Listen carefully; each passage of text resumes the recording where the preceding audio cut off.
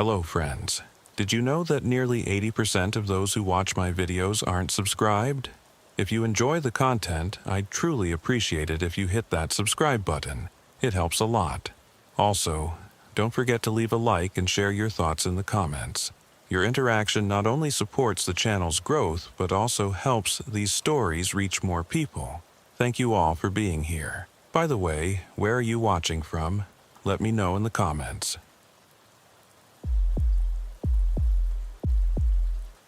The radio crackled to life at 11:47 p.m., cutting through the humid silence that had settled over Precinct 19 like a suffocating blanket made of equal parts summer heat and urban decay. Officer Sarah Chen had been staring at the coffee-stained incident reports on her metal desk for the past 47 minutes, fighting off the familiar drowsiness that came with working the graveyard shift in one of Detroit's most forgotten neighborhoods, when dispatch delivered the call that would transform her understanding of evil and forever change how she viewed the darkness that consumed the city after midnight, like a living, breathing predator. Unit 47, we have a welfare check at 1247 Corktown Avenue, apartment 3B. Landlord reports foul odor coming from the unit. Tenant hasn't been seen in over a week. No answer at the door. Requesting patrol response for preliminary investigation. Chen grabbed her radio with one hand and her keys with the other, grateful for something, anything, to break the monotony of another slow Tuesday night in August 2023. The graveyard shift in Precinct 19 was usually filled with domestic disputes that erupted in the suffocating heat, drunk and disorderly calls from the few bars that still operated in the area, and the occasional break-in at one of the abandoned buildings that dotted the landscape, like broken teeth in a diseased mouth. Welfare checks were routine, usually elderly residents who had died alone in apartments that hadn't seen a maintenance worker in years, their bodies discovered days or weeks later by concerned neighbors or landlords worried about unpaid rent checks that never arrived. Chen had worked the night shift for 3 years since graduating from the police academy, long enough to develop the 1,000-yard stare that came with seeing too much human misery concentrated in too small an area. She had chosen the graveyard shift partly for the pay differential. Night shift officers earned an extra 15%, but mostly because she preferred the honesty of the darkness. During the day, Detroit's problems could be hidden behind the bustling activity of commerce and the optimistic rhetoric of urban renewal. But at night, when the honest citizens locked their doors and drew their curtains, the city revealed its true nature, predatory, desperate, and utterly indifferent to human suffering. But as Chen drove through the empty streets toward Corktown Avenue, something felt different about this call. The neighborhood, which during daylight hours showed signs of the urban renewal efforts that were slowly transforming Detroit from post-industrial wasteland to gentrified playground for young professionals, took on a sinister quality after dark. Abandoned lots created black voids between flickering streetlights that cast harsh shadows and left vast areas in complete darkness. The few occupied buildings seemed to huddle together for protection against the darkness that pressed in from all sides like a physical presence. Chen's patrol car, a 2019 Ford Police Interceptor with over 150,000 miles on the odometer, and a persistent rattle that suggested imminent mechanical failure, navigated the pothole-riddled streets with the careful precision of someone who had learned to read the city's moods through the vibrations transmitted through the steering wheel. The radio chatter was sparse. Precinct 19 on a Tuesday night rarely generated enough activity to keep dispatchers busy, but Chen could hear the underlying tension in the voices of her colleagues as they dealt with the routine chaos that emerged from the city's shadows after dark. 1247 Corktown Avenue was a 3-story brick building that had seen better decades, its facade marked by water stains from a leaking roof, missing mortar that gave it the appearance of a diseased tooth, and windows covered with plywood or secured with steel bars that proclaimed the building's surrender to urban decay. The building housed 6 apartments divided among 3 floors, and according to the call notes, the complaint concerned the unit on the 3rd floor, where a tenant named Marcus Williams had lived alone for the past 2 years without incident. Chen met the landlord, Albert Kowalski, in the dimly lit lobby that smelled of industrial disinfectant and human desperation. Kowalski was a thin, nervous man in his 60s who had been managing rental properties in the area for over 20 years, long enough to develop the haunted expression that came with dealing with Detroit's housing crisis on a daily basis. He wore a Detroit Tigers baseball cap that had seen better seasons and a windbreaker despite the oppressive heat, as if preparing for weather conditions that existed only in his anxious mind. "Officer, thank you for coming so quickly," Kowalski said, his voice carrying the weight of too many similar discoveries over the years. "I've been in this business for 2 decades and I know that smell. But this one's different somehow. Stronger, like it's been building for longer than it should have." Kowalski led Chen up the narrow staircase, his keys jangling with each step as he explained the situation in a voice that cracked with nervous energy. The building's interior was better maintained than its exterior suggested, but the hallways were still marked by the casual violence of urban poverty. Scuff marks on the walls, doors reinforced with multiple locks, and the kind of industrial carpeting that could hide stains and withstand punishment. Marcus was a good tenant, Kowalski continued as they climbed toward the 3rd floor, his breathing becoming labored as they ascended. Quiet, always paid his rent on time, never caused any trouble with the other residents. That's why I got worried when I didn't see him for over a week. He usually picks up his mail every day, but his box has been full for 8 days now. Then, yesterday, Mrs. Rodriguez in 3A started complaining about the smell. The odor hit Chen as soon as they reached the 3rd floor landing. It was unmistakable, the sweet, cloying scent of human decomposition that every police officer learned to recognize early in their career, a smell that seemed to coat the inside of your nostrils and linger in your memory long after exposure. But there was something else mixed with it, something chemical and artificial that Chen couldn't immediately identify. It reminded her of the cleaning supplies used in hospitals, but with an underlying metallic tang that suggested something more sinister. Kowalski unlocked the door to apartment 3B with hands that shook slightly. Whether from age or anxiety, Chen couldn't determine. He stepped back as the smell intensified, pulling his windbreaker up over his nose in a futile attempt to block the odor. Chen pulled on latex gloves from her duty belt and activated her body camera before entering the apartment, following standard procedure for potential death investigations that had been drilled into her during academy training. What she found inside would challenge every assumption she had about routine welfare checks and force her to confront the reality that some evil hides in the most ordinary places, disguised as normalcy and respectability. The apartment was immaculate. Not just clean, but organized with an obsessive precision that immediately set off alarm bells in Chen's mind. Books were arranged by height on shelves that showed no dust accumulation. Canned goods in the kitchen were lined up with military precision with their labels facing forward, and every surface gleamed as if it had been recently sanitized with professional-grade cleaning products. This wasn't the home of someone who had died of natural causes and been discovered days later by concerned neighbors. The living room was furnished with a brown leather couch that showed no signs of wear, a coffee table positioned exactly in the center of the room, and a flat-screen television mounted on the wall at precise eye level. A small bookshelf held volumes on philosophy, psychology, and medical texts that seemed out of place for a bus driver. The kitchen was equally pristine, with appliances that appeared to have been recently cleaned and organized with the kind of attention to detail typically associated with professional food service. Chen documented the scene with her body camera, while noting details that would later prove crucial to the investigation. The apartment's cleanliness wasn't just unusual, it was actively disturbing. This level of organization suggested either obsessive-compulsive disorder or deliberate staging, and Chen's training told her that staging usually indicated criminal activity.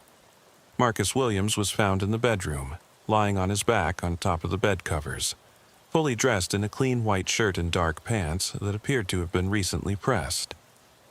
His hands were folded across his chest in the manner of funeral home preparation, and his eyes had been closed with the kind of care typically reserved for professional morticians. At first glance, it looked like he had died peacefully in his sleep, but Chen's training and instincts told her something was very wrong with the scene. The body showed no obvious signs of trauma, no bullet wounds, stab marks, or evidence of blunt force injury. But the lack of decomposition, despite the smell that had prompted the welfare check, suggested that Williams had died more recently than the week-long absence would indicate. More disturbing was the evidence of post-mortem care. Someone had clearly tended to the body after death, cleaning and positioning it with the kind of attention typically reserved for funeral home preparation. Chen called for backup and requested a supervisor while she secured the scene and began documenting the unusual circumstances.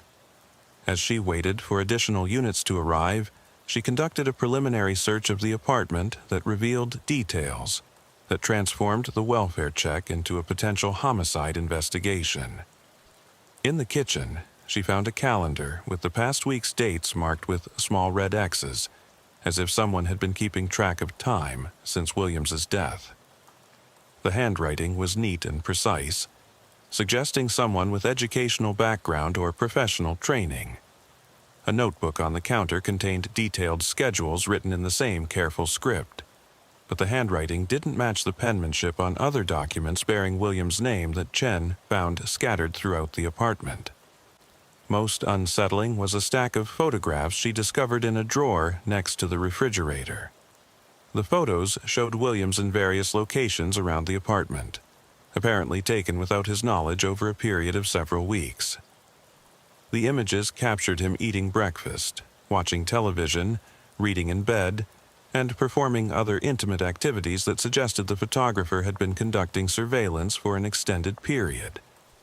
The photographs were taken from angles that suggested the photographer had been inside the apartment, but there was no indication of how someone could have gained access to conduct such extensive surveillance without Williams' knowledge. The images were time-stamped with a digital camera, and the progression showed Williams' daily routine over a period of at least 6 weeks leading up to his death. Sergeant Martinez arrived 20 minutes later, his patrol car's emergency lights casting red and blue patterns on the building's facade.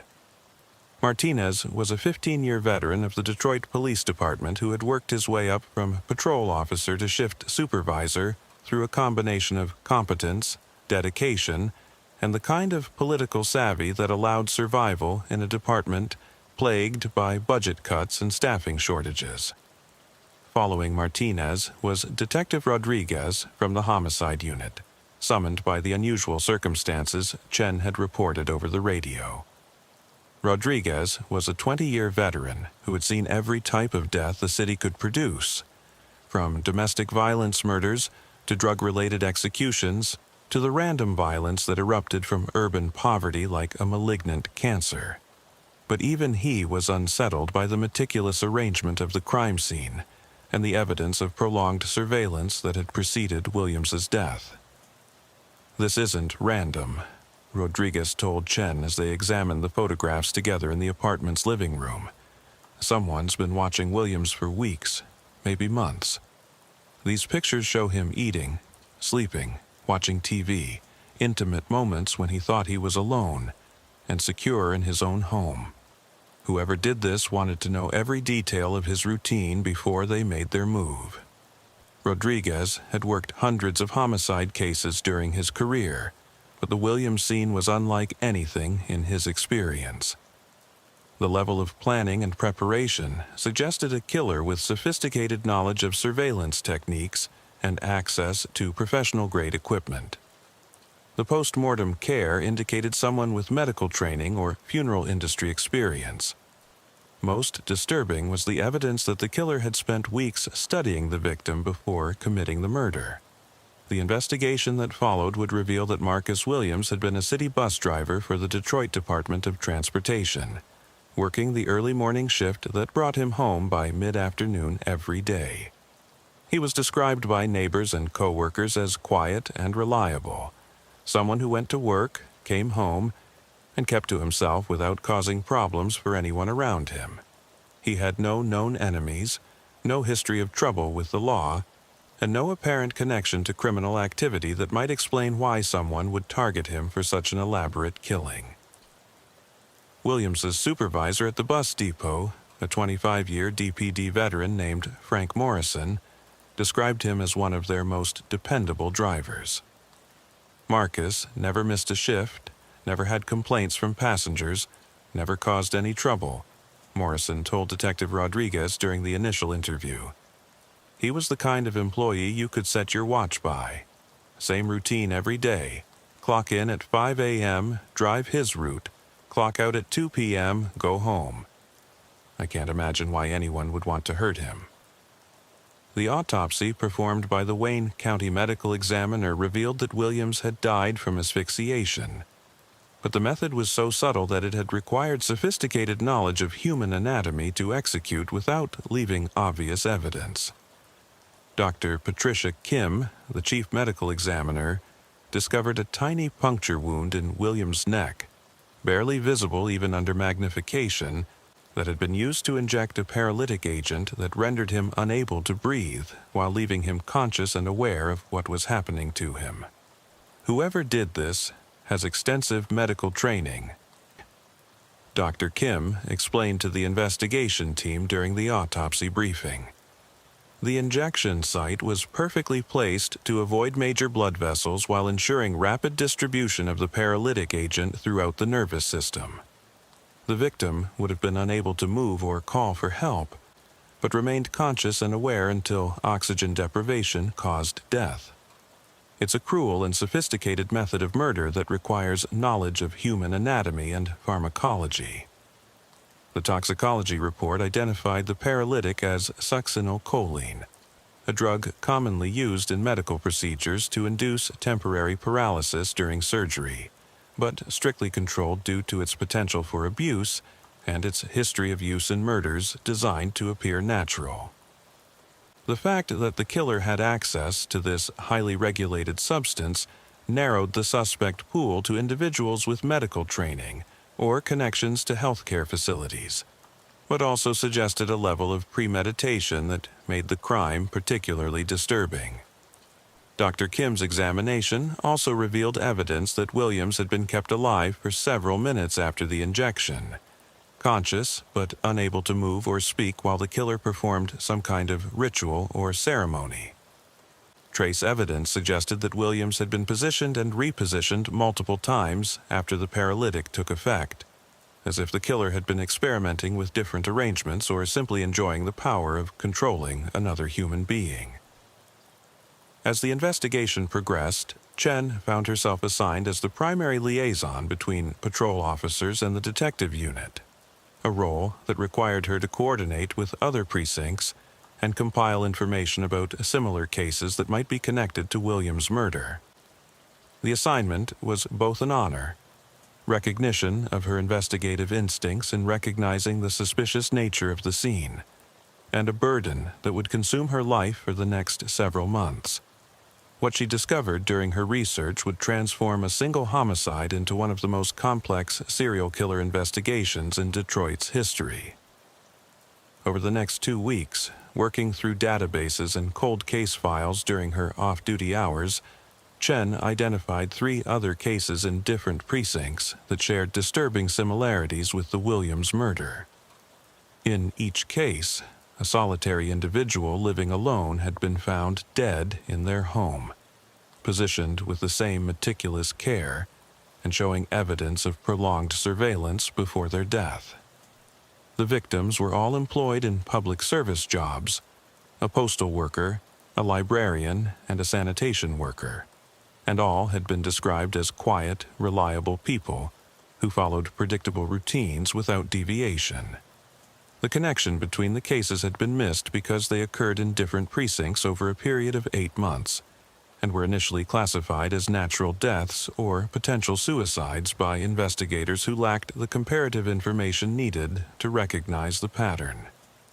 It wasn't until Chen began systematically comparing autopsy reports and crime scene photographs that the connections became clear and undeniable.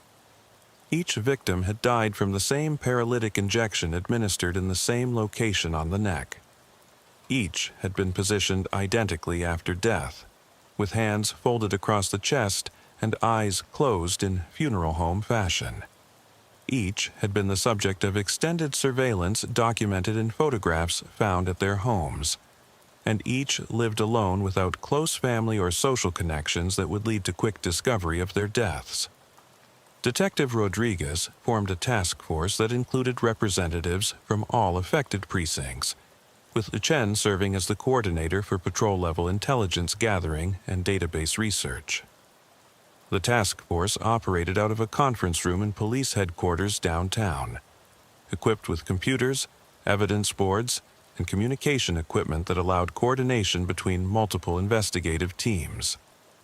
The task force's analysis revealed that the killer was selecting victims based on specific criteria that made them ideal targets for extended surveillance and delayed discovery.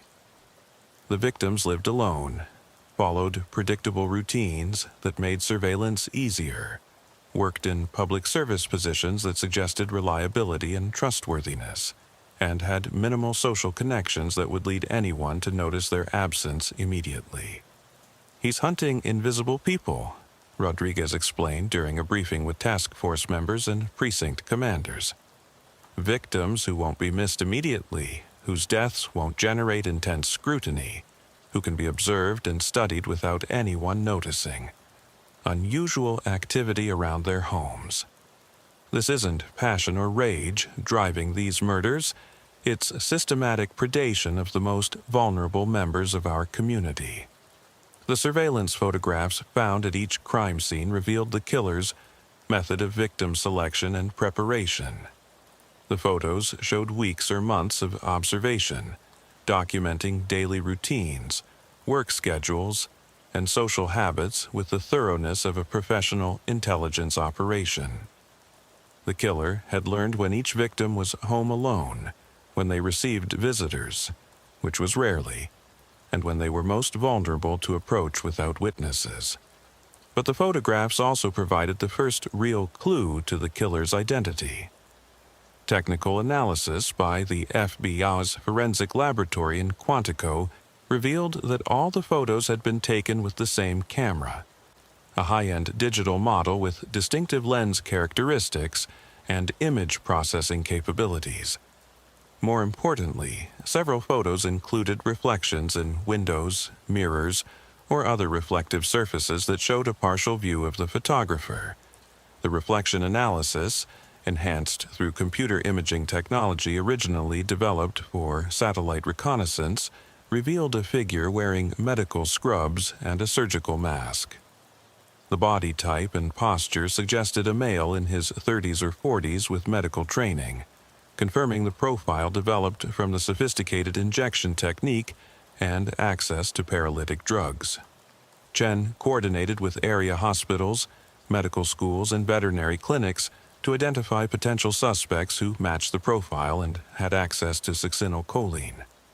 The search focused on individuals who had been terminated or disciplined for inappropriate behavior, those with histories of stalking or voyeuristic crimes, and anyone who had exhibited unusual interest in death or dying during their medical training or practice. The investigation required Chen to work closely with hospital administrators, medical licensing boards, and pharmaceutical companies that manufactured and distributed controlled substances. The process was complicated by privacy laws and professional confidentiality requirements, but the seriousness of the investigation and the involvement of federal authorities helped overcome most bureaucratic obstacles. The breakthrough came when Chen interviewed staff at Detroit General Hospital about missing controlled substances during a routine audit of their pharmacy inventory. A nurse named Janet Phillips mentioned that small amounts of succinylcholine had been disappearing from their supplies over the past 6 months, but the thefts were so minor and sporadic that they had attributed them to inventory errors rather than deliberate theft. "We kept finding shortages in our paralytic supplies," Phillips explained during her interview with Chen and Rodriguez. "Just a vial here and there, never enough to cause problems with patient care, but consistent enough that we started wondering if someone was taking them. The pharmacy director thought it might be accounting errors or expired drugs being discarded without proper documentation." Security footage from the hospital revealed that the missing drugs coincided with the shifts of Dr. Michael Harrison, a resident in emergency medicine who had access to the drug storage areas and the medical knowledge needed to use paralytic agents for criminal purposes. Harrison had been hired 6 months earlier after completing his residency at a hospital in Cleveland, where he had been dismissed for what personnel records described as interpersonal problems and boundary issues that weren't detailed in his employment file. When Chen and Rodriguez obtained Harrison's complete employment history from Cleveland, they discovered a pattern of complaints from female colleagues about inappropriate behavior and unwanted attention. Several nurses had reported feeling like they were being watched or followed, but Harrison's supervisors had attributed the complaints to personality conflicts rather than predatory behavior. His dismissal had been handled quietly to avoid legal complications and professional embarrassment. Harrison lived alone in a downtown apartment that he rarely left except for work, grocery shopping, and what appeared to be surveillance activities in various neighborhoods around the city. His neighbors in the apartment building described him as polite but strange, someone who kept odd hours and seemed to be always watching from his windows when other residents came and went. The task force obtained a search warrant for Harrison's apartment, expecting to find evidence connecting him to the murders and possibly additional victims who hadn't yet been identified. What they discovered exceeded their worst expectations and revealed the true scope of his criminal activities and the depth of his psychological disturbance. Harrison's apartment had been converted into a surveillance center that would have been impressive if it weren't so terrifying. Multiple computer monitors displayed live feeds from hidden cameras he had installed near the homes of over 20 individuals throughout the city. Filing cabinets contained detailed dossiers on each subject, including work schedules, social habits, psychological profiles, and vulnerability assessments that Harrison had compiled through months of meticulous observation. The surveillance equipment was sophisticated and expensive, suggesting that Harrison had invested considerable time and money in his stalking activities.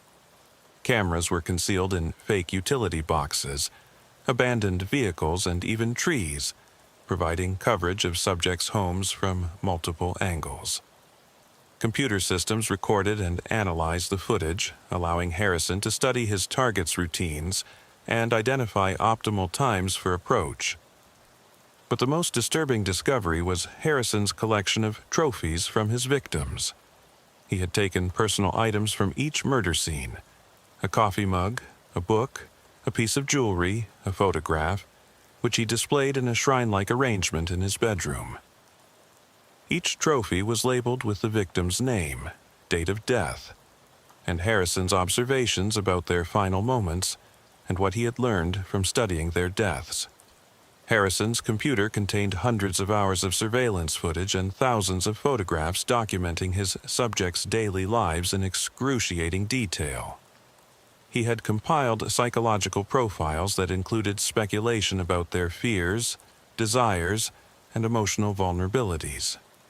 Most chilling were his notes about which subjects would make the best research opportunities for his study of solitary death. Harrison's journal, found on his computer in encrypted files that required FBI cybercrime specialists to decode, revealed the psychological framework that had motivated his crimes. He viewed his victims as practice subjects for what he called the study of solitary death, a research project he believed would advance understanding of human psychology and the dying process. Most people die surrounded by others, Harrison had written in one journal entry. Family members, medical professionals, clergy, all providing comfort and distraction from the fundamental experience of mortality. My subjects experienced death as it was meant to be experienced, alone, conscious, and without the illusions that society uses to mask the reality of human vulnerability. The journal entries revealed that Harrison selected his victims not randomly, but because their isolated lifestyles made them ideal subjects for his study of what he considered authentic death experiences. He spent months learning their routines, their fears, their personalities, and their social connections before deciding whether they were suitable for what he called his research contributions. Harrison's writing showed evidence of grandiose delusions and a complete lack of empathy for his victims. He viewed the murders not as crimes, but as scientific experiments that would contribute to human knowledge about death and dying. His medical training had provided him with both the technical knowledge needed to kill efficiently and the psychological framework to rationalize murder as research. But Harrison wasn't finished with his experiments. The surveillance cameras revealed that he was actively monitoring 18 more potential victims, with detailed plans for their murders already developed and refined based on his previous experiences. The discovery of this information led to one of the largest protective custody operations in Detroit police history, as officers raced to warn potential victims and remove them from danger. Chen coordinated the victim notification process, working with officers from multiple precincts to locate and warn individuals who appeared in Harrison's surveillance files. The process was complicated by the fact that many potential victims didn't know they were being watched and were skeptical of police warnings about a threat they couldn't see or understand. We had to convince people that someone they'd never met was planning to murder them based on surveillance they weren't aware of, Chen later recalled. Some people thought we were crazy. Others were terrified. A few refused protection because they didn't trust the police. It was one of the most challenging aspects of the investigation. The manhunt for Harrison intensified when it became clear that he had disappeared from his apartment shortly before the search warrant was executed.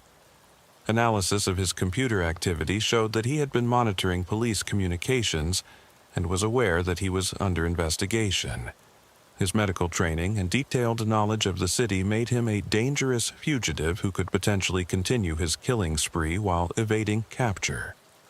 Harrison's escape was facilitated by his medical knowledge and access to healthcare facilities throughout the city.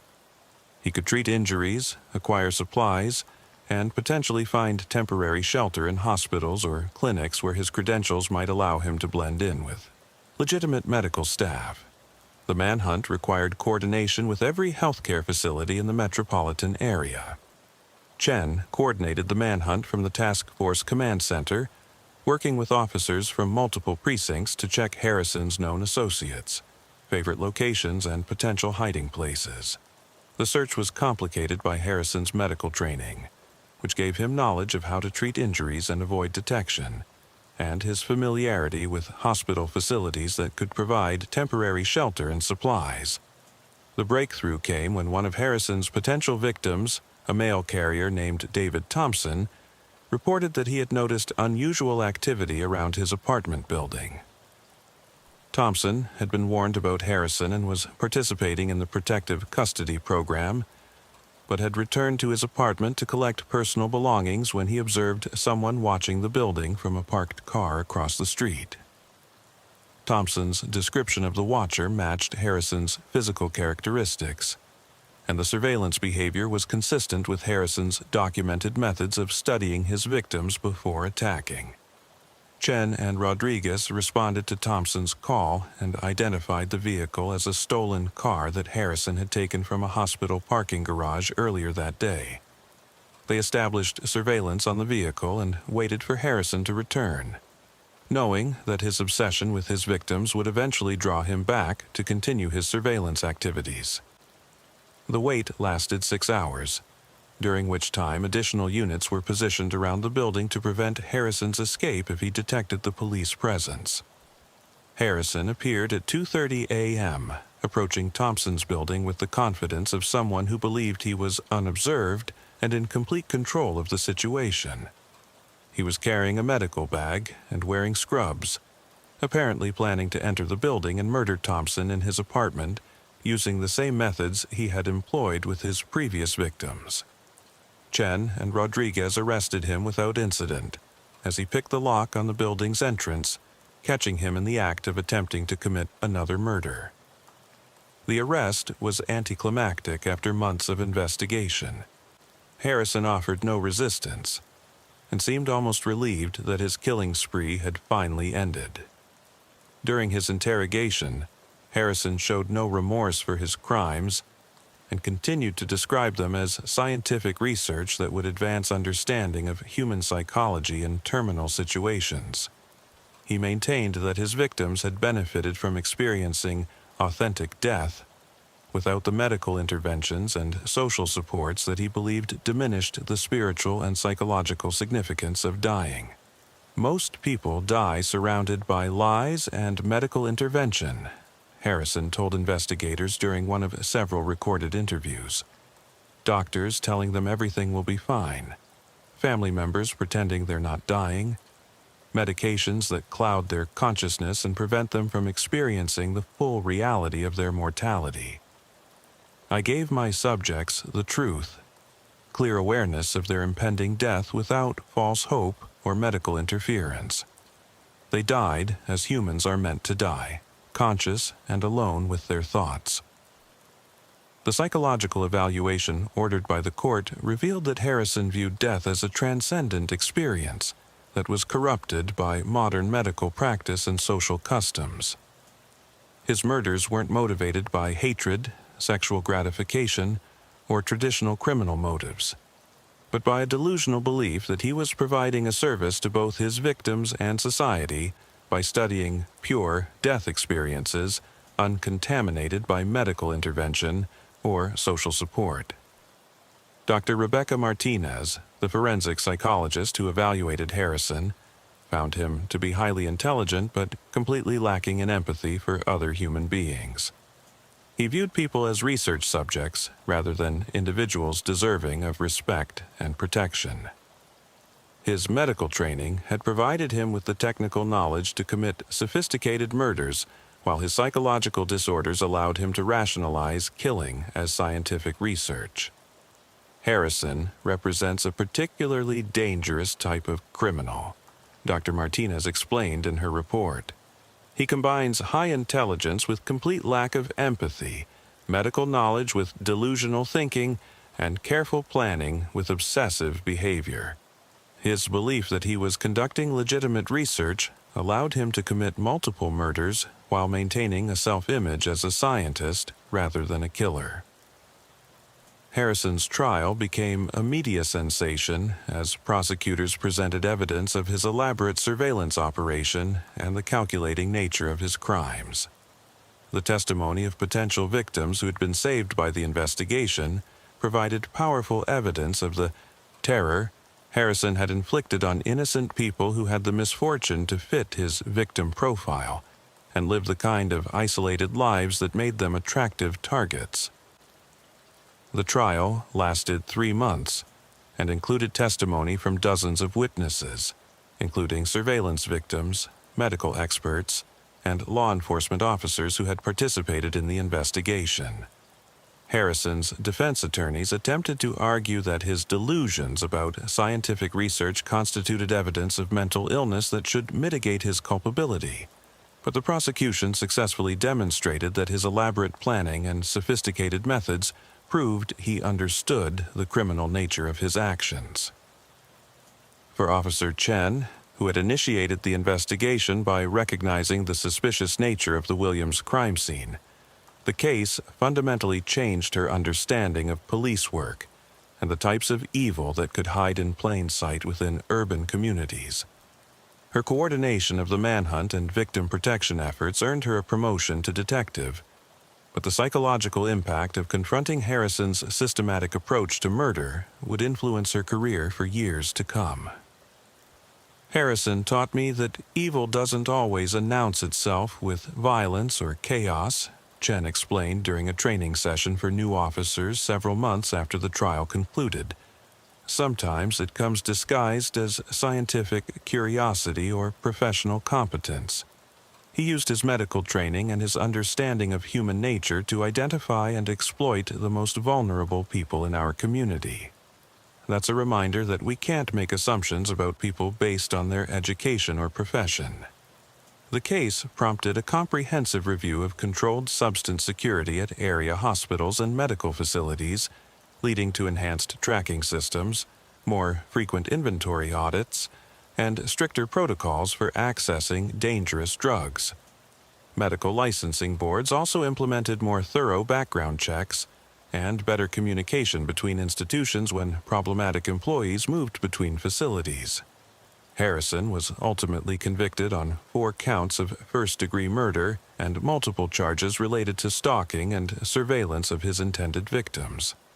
His sentence of life without parole ensured that he would never again have the opportunity to practice his twisted form of medical research on unwitting subjects or threaten the safety of vulnerable community members. The surveillance equipment found in Harrison's apartment was used to identify and warn dozens of potential victims who had been unknowingly monitored, many of whom chose to relocate or significantly change their routines to avoid becoming targets for copycat killers who might be inspired by Harrison's methods and sophisticated surveillance techniques. For the Detroit Police Department, the graveyard shift killer case became a training example of how routine calls could mask sophisticated criminal operations, and how patrol officers could play crucial roles in identifying patterns that might be missed by investigators focused on individual cases rather than broader connections. Chen's work in connecting the murders demonstrated the importance of information sharing between precincts and the value of treating patrol officers as intelligence gatherers rather than simply responders to emergency calls. The case also highlighted the vulnerability of isolated individuals within urban communities and the need for social services and community programs that could provide support and monitoring for people living alone without family or social connections. Several of Harrison's victims might have survived if they had had regular contact with family, friends, or social services that would have noticed their disappearance more quickly and initiated welfare checks before the killer had time to stage the crime scenes. Years later, when Chen had become a senior detective specializing in serial crime investigations, she would often reflect on the lessons learned from her first major case and how it had shaped her approach to criminal investigation and victim protection. The graveyard shift killer had taught her that the most dangerous predators were often those who understood the systems they exploited and had the patience to plan their crimes over extended periods. Harrison wasn't a spontaneous killer driven by passion or rage, Chen would tell junior officers during training sessions. He was a methodical predator who used his education and professional skills to commit what he believed were perfect murders. The only reason we caught him was because he couldn't resist continuing his surveillance activities even after he knew he was being investigated. His obsession with his victims and his delusional belief in the importance of his research ultimately led to his downfall. The apartment building where Marcus Williams had lived was eventually renovated and converted to condominiums as part of Detroit's ongoing urban renewal efforts, but longtime residents of the neighborhood still remembered it as the place where the graveyard shift killer's first victim had been discovered. The building's association with the case served as a reminder of how violence could erupt in the most ordinary places, and how the people we least suspect might harbor the darkest intentions and most sophisticated criminal capabilities. The medical community struggled to understand how someone with Harrison's training and apparent dedication to healing could pervert his knowledge into methods of murder and rationalize killing as scientific research. His case became a standard study in medical schools and psychology programs, used to teach students about the potential for professional knowledge to be misused and the importance of ethical standards in psychological screening and healthcare practice. Detective Chen continued to work night shifts throughout her career, finding that the darkness and quiet of the graveyard shift provided the focus she needed for complex investigations and the time to analyze patterns that might be missed during the chaos of the day shift operations. But she never forgot the lesson of her first major case, that evil could wear a white coat and speak with the authority of medical training, and that the most vulnerable members of society deserved protection from those who would exploit their isolation and trust for criminal purposes. The graveyard shift killer had been stopped, but his legacy lived on in the enhanced security measures, improved training protocols, and heightened awareness that his crimes had necessitated. For the officers who worked Detroit's night shifts, Harrison's case served as a permanent reminder that routine calls could mask extraordinary evil, and that vigilance and attention to detail were the primary weapons in the fight against those who preyed on society's most vulnerable members. In the quiet hours between midnight and dawn, when the city's honest citizens slept safely in their homes, protected by locks and alarm systems, Chen and her colleagues maintained their watch against the darkness that could take human form and wear a professional mask. The graveyard shift would always attract those who sought to exploit the cover of darkness for criminal purposes. But it would also be defended by officers who understood that the night belonged not to the predators, but to those sworn to protect the innocent from the evil that thrived in shadows and silence. The case files on Dr. Michael Harrison filled 3 cabinets in the Detroit Police Department's archives, serving as both a record of his crimes and a resource for future investigations involving medical professionals who might abuse their training and access for criminal purposes. His surveillance photographs and detailed victim profiles remained classified, but his methods continued to influence law enforcement training and psychiatric research into the criminal misuse of professional knowledge and credentials. For the families of Harrison's victims, the knowledge that their loved ones had been selected for murder based on their isolation and vulnerability added an extra dimension of tragedy to their grief and loss. The victims had died not because of anything they had done wrong, but because they fit a profile that made them attractive targets for someone who viewed human life as raw material for psychological experimentation, and believed that murder could be justified as scientific research. The memorial service held for Harrison's victims drew hundreds of attendees from throughout the Detroit metropolitan area, serving as both a tribute to the dead and a reminder of the need for community connections that could protect isolated individuals from predators who sought to exploit their loneliness and vulnerability for criminal purposes. The service was held at the Cathedral of the Most Blessed Sacrament in downtown Detroit, its Gothic architecture providing a solemn backdrop for a ceremony that brought together family members who had traveled from across the country, co-workers who remembered the victims' quiet reliability, and community members who had been shaken by the revelation that such calculated evil had been operating in their neighborhoods. Detective Chen attended in her dress uniform, representing not just the police department, but the broader law enforcement community that had been challenged by Harrison's sophisticated criminal methods. Father Michael O'Brien, who had served the cathedral for over 30 years and had presided over countless funerals for victims of Detroit's urban violence, struggled to find words that could make sense of Harrison's crimes. "We gather today not just to mourn the loss of 4 good people," he said during his homily, but to confront the reality that evil can disguise itself as healing, that those entrusted with preserving life can pervert their knowledge to destroy it. Marcus Williams, Patricia Thompson, David Chen, and Maria Rodriguez were taken from us not by random violence or criminal passion, but by someone who had convinced himself that murder was research and that death was a gift he was qualified to bestow. The victims' families spoke during the service, their words providing glimpses into the lives that Harrison had studied so carefully before ending them. Marcus Williams' sister, who had traveled from California, described her brother's simple pleasures: his love of classic movies, his weekend fishing trips to Lake Huron, his dream of saving enough money to buy a small house with a garden where he could grow vegetables.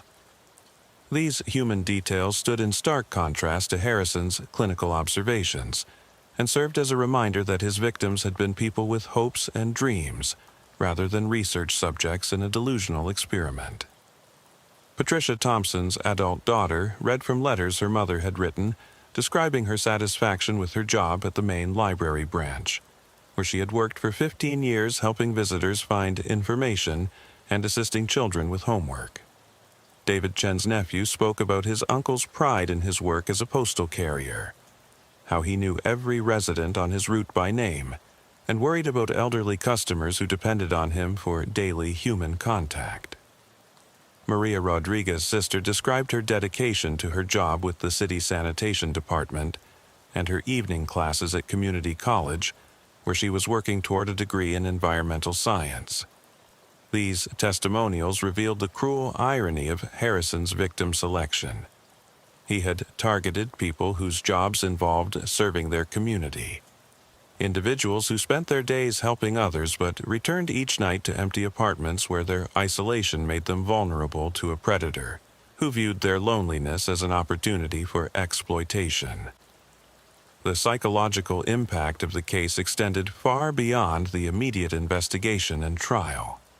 Mental health professionals throughout the Detroit area reported increased anxiety among their patients, particularly those who lived alone and worked in public service positions that matched Harrison's victim profile. The knowledge that someone with medical training had used professional skills to commit murder challenged fundamental assumptions about the trustworthiness of healthcare providers and the safety of routine medical interactions. Dr. Sandra Williams, a psychiatrist who treated several of Harrison's surviving surveillance victims, noted that the psychological trauma extended beyond the fear of death to include a profound sense of violation and loss of privacy. These individuals discovered that their most intimate moments, eating breakfast, reading in bed, watching television, had been observed and recorded by someone who was planning to kill them, Dr. Williams explained. The violation of privacy is almost as traumatic as the threat to their lives.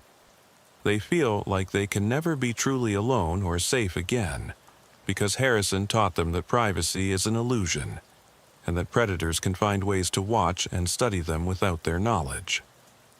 The case also had broader implications for urban social policy and community planning.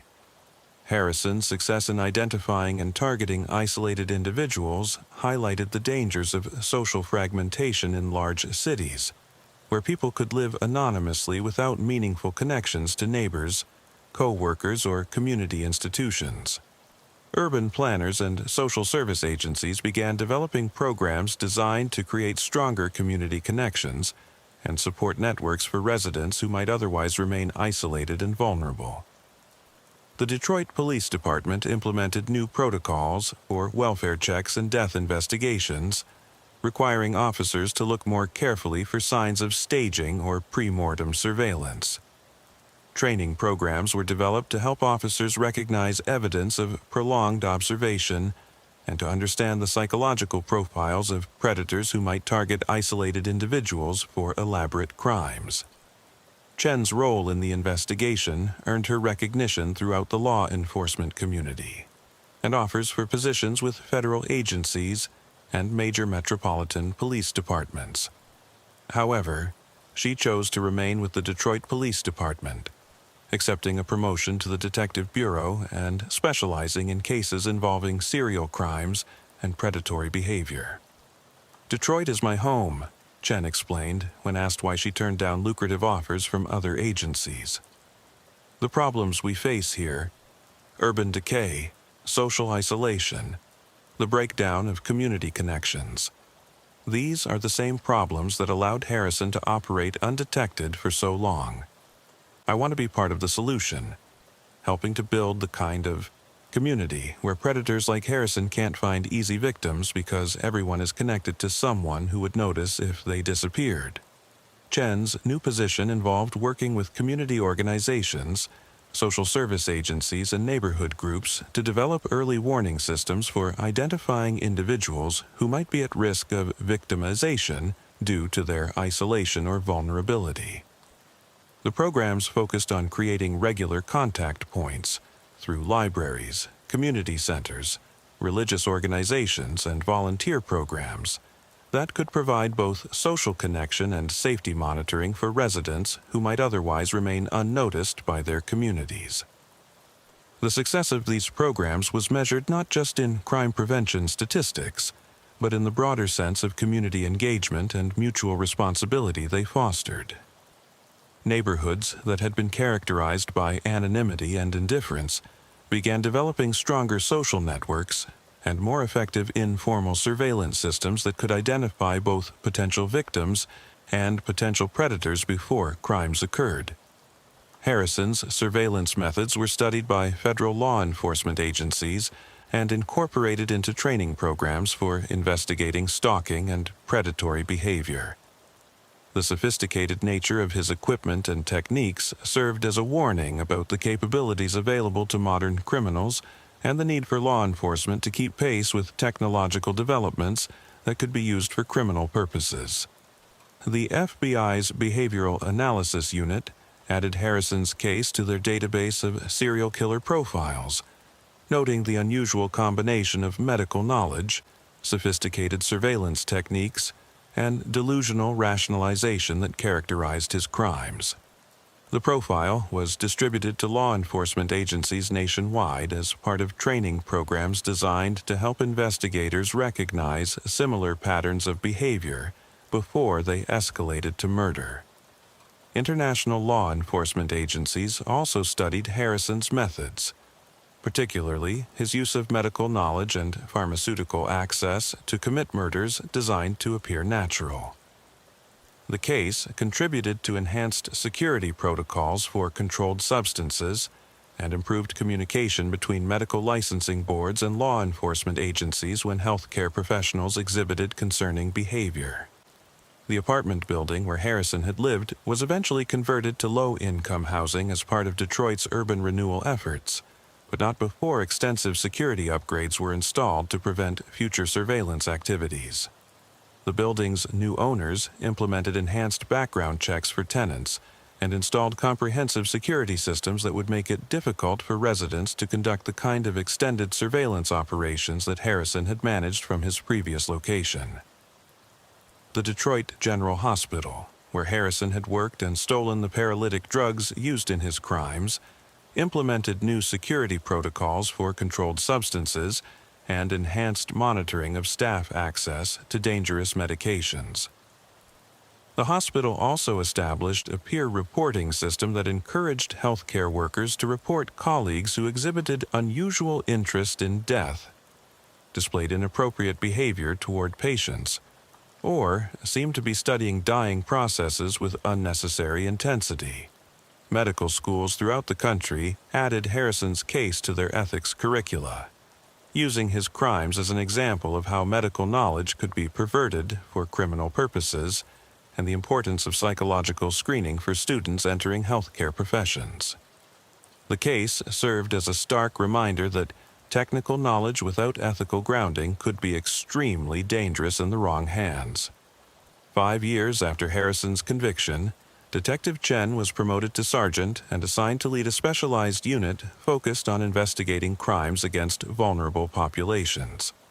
The unit worked closely with social service agencies, healthcare providers, and community organizations to identify individuals who might be at risk of victimization and to investigate crimes that specifically targeted people because of their isolation, age, or other vulnerabilities. Chen's unit developed innovative investigative techniques that combined traditional police work with social network analysis and community engagement strategies. They worked to identify not just individual criminals, but the social conditions and systemic failures that allowed predators to find and exploit vulnerable victims. Their approach emphasized prevention as much as prosecution, focusing on strengthening community connections and support systems that could protect potential victims before crimes occurred. The unit's success was measured not just in arrests and convictions, but in the reduction of victimization rates among vulnerable populations and the increased community awareness of predatory behavior patterns. Chen's team worked with neighborhood associations, senior centers, libraries, and other community institutions to create informal networks that could identify both potential victims and potential predators while fostering the kind of social connections that made communities safer for everyone. Harrison remained incarcerated at the Michigan Reformatory in Ionia, where he continued to maintain that his crimes were justified as scientific research. Prison psychologists who evaluated him found no evidence of remorse or recognition that his actions had caused harm to innocent people. He spent his time writing detailed analyses of his crimes and developing theoretical frameworks for what he continued to describe as thanatological research. Prison officials allowed Harrison to correspond with legitimate academic researchers studying criminal psychology, but his letters were carefully monitored to prevent him from inspiring copycat crimes or sharing detailed information about his surveillance and murder techniques. Several researchers who studied his case noted that his complete lack of empathy and his continued belief in the validity of his research made him an unusually dangerous type of criminal who would likely attempt to resume his activities if ever released. The case files on Harrison's crimes continued to grow as investigators identified additional potential victims and studied his methods for insights that could prevent similar crimes. Cold case detectives in cities where Harrison had previously lived or worked examined unsolved deaths to determine whether he might have been responsible for murders that had gone undetected during his medical training and early career. These investigations revealed several suspicious deaths at hospitals where Harrison had worked as a student or resident, including patients who had died unexpectedly from complications that seemed inconsistent with their medical conditions.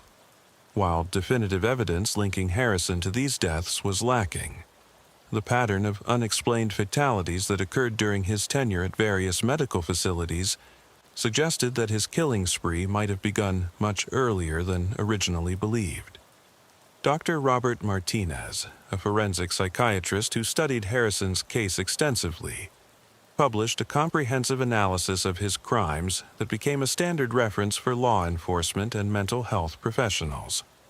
Dr. Martinez's research identified several warning signs that might have predicted Harrison's criminal behavior, including his excessive interest in death and dying during medical school, complaints about boundary violations with patients and colleagues, and his pattern of moving between institutions after interpersonal conflicts. Harrison represents a perfect storm of factors that created an extremely dangerous individual, Dr. Martinez wrote in his analysis. His medical knowledge provided the technical skills needed to commit to sophisticated murders. His psychological disorders eliminated normal empathy and moral constraints, and his delusional belief system allowed him to rationalize murder as research. The combination of these factors, along with his access to vulnerable victims through his surveillance activities, created a predator whose crimes were both highly sophisticated and extremely difficult to detect. The research also identified systemic failures in medical education and healthcare employment that had allowed Harrison to continue his career, despite warning signs that should have triggered intervention. Recommendations from the study led to enhanced psychological screening for medical students, improved communication between healthcare institutions about problematic employees, and better protocols for reporting and investigating concerning behavior by healthcare professionals. 10 years after the original investigation, Detroit's Corktown neighborhood had been largely transformed by urban renewal efforts, with many of the abandoned buildings replaced by new housing and commercial developments. The building where Marcus Williams had lived was now part of a thriving residential complex, but longtime residents still remembered the fear that had gripped the community when Harrison's crimes were revealed. Community organizations that had been formed in response to the case continued to operate, providing social services and community connections for residents who might otherwise remain isolated. These programs had become models for other cities dealing with similar challenges of urban anonymity and social fragmentation. Chen, now a lieutenant with over 15 years of experience investigating crimes against vulnerable populations, continued to speak at conferences and training sessions about the lessons learned from the graveyard shift killer case. Her presentations emphasized the importance of community, engagement in crime prevention, and the need for law enforcement to understand the social conditions that created vulnerability to predatory behavior. Harrison succeeded because he understood how to exploit social isolation and institutional gaps that allowed vulnerable people to remain invisible to their communities, Chen explained during a presentation to the International Association of Chiefs of Police. Our response has to address not just individual criminals, but the social conditions that create opportunities for predatory behavior. We need to build communities where everyone is connected to someone who would notice if they disappeared, and where unusual behavior gets reported before it escalates to violence. The case also influenced Chen's approach to training new officers, emphasizing the importance of seeing patrol work as intelligence gathering and community engagement rather than simply responding to emergency calls. She taught officers to pay attention to social dynamics and community conditions that might indicate vulnerability to criminal exploitation, and to understand their role in building the community connections that served as the first line of defense against predatory behavior. Harrison's crimes had revealed the dark side of urban anonymity and professional respectability, but the response to his case had demonstrated the power of community engagement and coordinated law enforcement efforts to protect vulnerable populations. The investigation had required unprecedented cooperation between multiple agencies and community organizations, creating new models for addressing complex criminal behavior that crossed traditional jurisdictional and professional boundaries. The memorial garden created in honor of Harrison's victims was located in Hart Plaza, overlooking the Detroit River, and serving as a reminder of both the lives lost and the community strength that had emerged in response to the tragedy. The garden included plaques with the victims' names and quotes emphasizing the importance of community connection and mutual responsibility for protecting vulnerable neighbors. Visitors to the memorial often left flowers or personal notes, and the site became a gathering place for community events focused on crime prevention and social support. The garden served as a symbol of Detroit's resilience and its commitment to creating the kind of community connections that could prevent future tragedies like Harrison's killing spree. The graveyard shift killer case had ended with justice for the victims and enhanced protection for vulnerable community members, but its legacy continued to influence law enforcement practice, community development, and social policy throughout the Detroit metropolitan area and beyond. The case served as a powerful reminder that the most dangerous predators are often those who combine sophisticated knowledge with the ability to exploit social weaknesses, and that effective crime prevention requires community engagement as much as law enforcement expertise. For the officers who worked Detroit's night shifts, Harrison's case remained a constant reminder of the complex challenges they faced in protecting a diverse urban community from predators who understood how to exploit isolation, vulnerability, and institutional gaps for criminal purposes. The graveyard shift would always be a time when honest citizens were most vulnerable and predators most active, but it would also be defended by officers who understood that their work involved building community connections as much as enforcing laws and investigating crimes. The darkness that had concealed Harrison's surveillance and murder activities also sheltered the guardians who worked tirelessly to ensure that the night belonged not to those who would do harm, but to those committed to protecting the innocent and building the kind of community where everyone was valued, noticed, and protected from those who would exploit their vulnerabilities for criminal purposes. The 911 call came through dispatch at 1:23 a.m. on a sweltering September night in 2024. Cutting through the radio chatter that filled Phoenix Police Department's Central City precinct like the desperate whisper of someone who had finally found the courage to speak about horrors they could no longer bear in silence. Detective Luis Ramirez had been nursing his fourth cup of coffee of the shift, studying case files spread across his desk in the squad room that never seemed to cool down despite the industrial air conditioning units that ran constantly but futilely against the desert heat that seeped through every crack and crevice of the aging building. All units. We have a domestic disturbance call at 2847 East Van Buren Street, apartment 12. Caller reports screaming from neighboring unit, sounds of violence, requesting immediate response. Caller wishes to remain anonymous. Ramirez grabbed his keys and badge, grateful for something that might break the mind-numbing routine of another slow Tuesday night in one of Phoenix's most troubled neighborhoods. The graveyard shift in Central City Precinct typically brought a predictable parade of domestic violence calls, drug-related incidents, and the occasional armed robbery at one of the 24-hour convenience stores that served as beacons of fluorescent light in areas where most legitimate businesses had long since fled or been driven out by crime and urban decay. Van Buren Street had once been part of Phoenix's historic downtown corridor, but decades of urban neglect had transformed it into a strip of rundown apartment complexes, cheap motels, and businesses that operated on the margins of legality. The area attracted transients, addicts, prostitutes, and others who needed to remain invisible to mainstream society, creating a perfect environment for predators who understood how to exploit the anonymity and social disconnection that characterized life on the streets. But as Ramirez drove through the empty streets toward the address, something felt different about this call.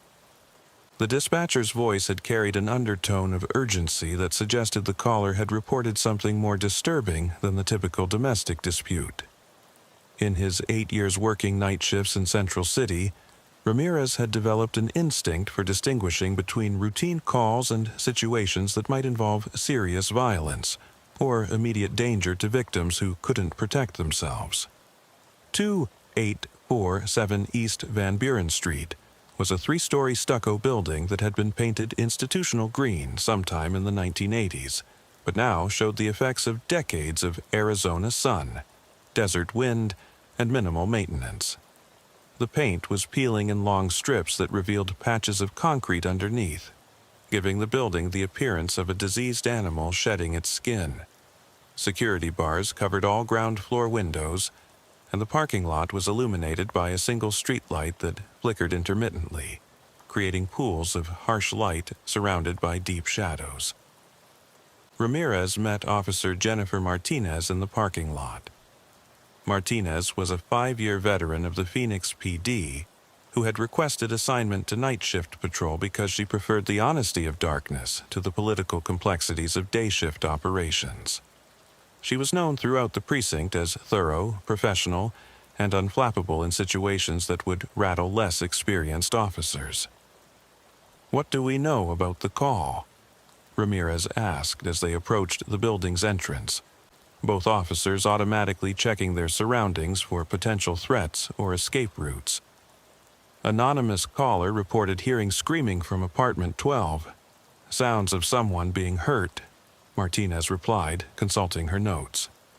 Caller said it's been going on for about 20 minutes, getting louder and more violent. Building manager isn't available, but we can access the common areas and check for signs of disturbance. The building's lobby was dimly lit and smelled of industrial disinfectant, mixed with cigarette smoke and human desperation. A directory near the mailboxes showed apartment 12 as belonging to Maria Santos, a name that appeared on several incident reports Ramirez had filed over the past year for minor disturbances and welfare checks. Santos was known to local police as a quiet woman in her 30s who kept to herself and seemed to have few visitors or social connections. As they climbed the stairs to the second floor, both officers became aware of an unusual sound coming from the direction of apartment 12. It wasn't the typical noise of a domestic dispute, shouting, breaking objects, or the sounds of physical struggle. Instead, they heard what sounded like someone speaking in a low, rhythmic cadence, almost like chanting or prayer, punctuated by softer sounds that might have been whimpering or crying. Ramirez and Martinez exchanged glances that communicated their shared sense that this call was unlike the routine domestic disturbances they handled regularly. The sounds suggested something more complex and potentially more dangerous than a simple argument between intimate partners. They approached apartment 12 with weapons drawn but not raised, following department protocol for domestic calls where the nature of the threat remained unclear. Ramirez positioned himself beside the door, while Martinez took a covering position that would allow her to respond to threats from either the apartment or the hallway. The sounds from inside the apartment were clearer now, a male voice speaking in Spanish in what sounded like a religious or ritualistic manner, mixed with female voices that seemed to be responding or pleading. Ramirez, who was fluent in Spanish due to his childhood in a bilingual household, could make out fragments of what sounded like prayers or incantations mixed with threats and demands for compliance. "Phoenix Police Department," Ramirez called out in both English and Spanish, knocking firmly on the apartment door. "We received a complaint about disturbance. We need to speak with the residents." The sounds from inside the apartment stopped immediately, replaced by a silence that seemed more ominous than the disturbing noises they had been investigating. After several seconds, they heard movement inside the apartment. Footsteps, whispered conversations, and what sounded like furniture being moved or rearranged. "Police Department," Martinez called out, her voice carrying the authority developed through years of dealing with situations where compliance could mean the difference between peaceful resolution and violence. "Open the door, please. We need to verify that everyone is safe." A male voice responded from inside the apartment, speaking accented English with the careful pronunciation of someone for whom the language was not native. "Officers, there is no problem here. We are conducting religious ceremony. No one is hurt. Please go away." The response raised immediate red flags for both officers. Legitimate religious ceremonies didn't typically generate complaints about screaming and violence, and the speaker's insistence that police leave without verification suggested he had something to hide. Department protocol required welfare checks on all individuals present during domestic calls, particularly when anonymous reports suggested someone might be in danger. "Sir, we need to see everyone who is in the apartment to verify their safety," Ramirez explained through the door. "This is standard procedure for all domestic calls. Please open the door and step outside so we can talk." The response was several minutes of silence, followed by more movement and whispered conversations in Spanish that Ramirez could only partially understand. He caught fragments about police, trouble, and what sounded like instructions about hiding something or someone. The delay in apparent coordination suggested multiple people were inside the apartment, contradicting the caller's claim that only religious ceremony was taking place. "We were going to count to 10, then we need the door opened," Martinez announced, her hand moving to her radio to call for backup if the situation escalated. 1, 2, 3. The door opened on the count of 7, revealing a middle-aged Hispanic man wearing dark clothing and an expression of forced calm that didn't match the nervousness visible in his body language. Behind him, the apartment was dimly lit by candles, and Ramirez could see several other figures in the background, mostly women who seemed to be trying to remain out of sight. "I am Pastor Miguel Herrera," the man said, extending his hands to show he wasn't armed. "We are conducting prayer service for spiritual healing. No laws are broken, no one is hurt." But even as Herrera spoke, Ramirez could see evidence that contradicted his explanation. The apartment had been hastily rearranged, with furniture pushed against walls and what appeared to be restraints or ropes partially hidden under blankets. More disturbing were the women visible in the background, who seemed to be in various states of distress and showed signs of physical restraint or abuse.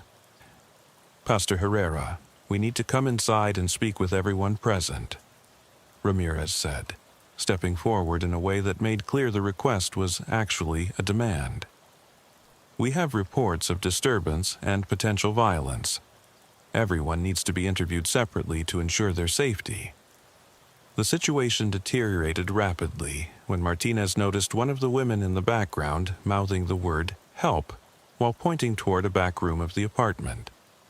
At the same time, Ramirez observed what appeared to be restraint marks on the wrists of another woman, and noticed that several of the alleged congregation members seemed to be positioned to block access to other parts of the apartment.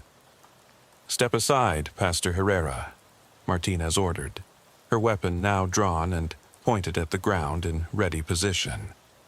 "Everyone in the apartment needs to move to the living room area where we can see them. Now." What they discovered inside the apartment would transform a routine domestic call into one of the most complex criminal investigations in Phoenix Police Department history. The apartment had been converted into what could only be described as a torture chamber disguised as a religious facility. The back rooms contained restraint devices, medical equipment, and evidence of systematic abuse that had been inflicted on multiple victims over an extended period. Most disturbing was evidence that the abuse had been documented through photographs and videos, suggesting a sophisticated criminal operation rather than spontaneous violence. The congregation consisted of 8 women, ranging in age from late teens to early 40s, all showing signs of physical and psychological abuse. They had been told they were participating in religious purification rituals that would cleanse them of sins and prepare them for salvation, but were actually victims of a human trafficking operation that combined religious manipulation with systematic exploitation. Pastor Miguel Herrera was not a legitimate religious leader, but a former psychiatric nurse who had been dismissed from several healthcare facilities for inappropriate behavior toward female patients. He had used his medical knowledge and understanding of psychological manipulation to create a cult-like organization that preyed on vulnerable women, particularly undocumented immigrants who feared contact with law enforcement. The investigation that followed would reveal a network of similar operations throughout the Southwest, all connected through online communications and shared resources for trafficking victims between cities and states. Herrera's Phoenix operation was part of a larger criminal enterprise that used religious rhetoric and psychological manipulation to control victims while generating profits through forced labor, prostitution, and the production of exploitation videos. Detective Ramirez coordinated the initial response, calling for additional units, medical personnel, and specialists from the department's human trafficking unit. The scene required careful processing to preserve evidence, while ensuring the immediate safety and medical care of victims who had been systematically abused and manipulated over periods ranging from weeks to several years. Officer Martinez took responsibility for securing the scene and coordinating with patrol units that established a perimeter around the building to prevent escape of additional suspects who might be operating in the area.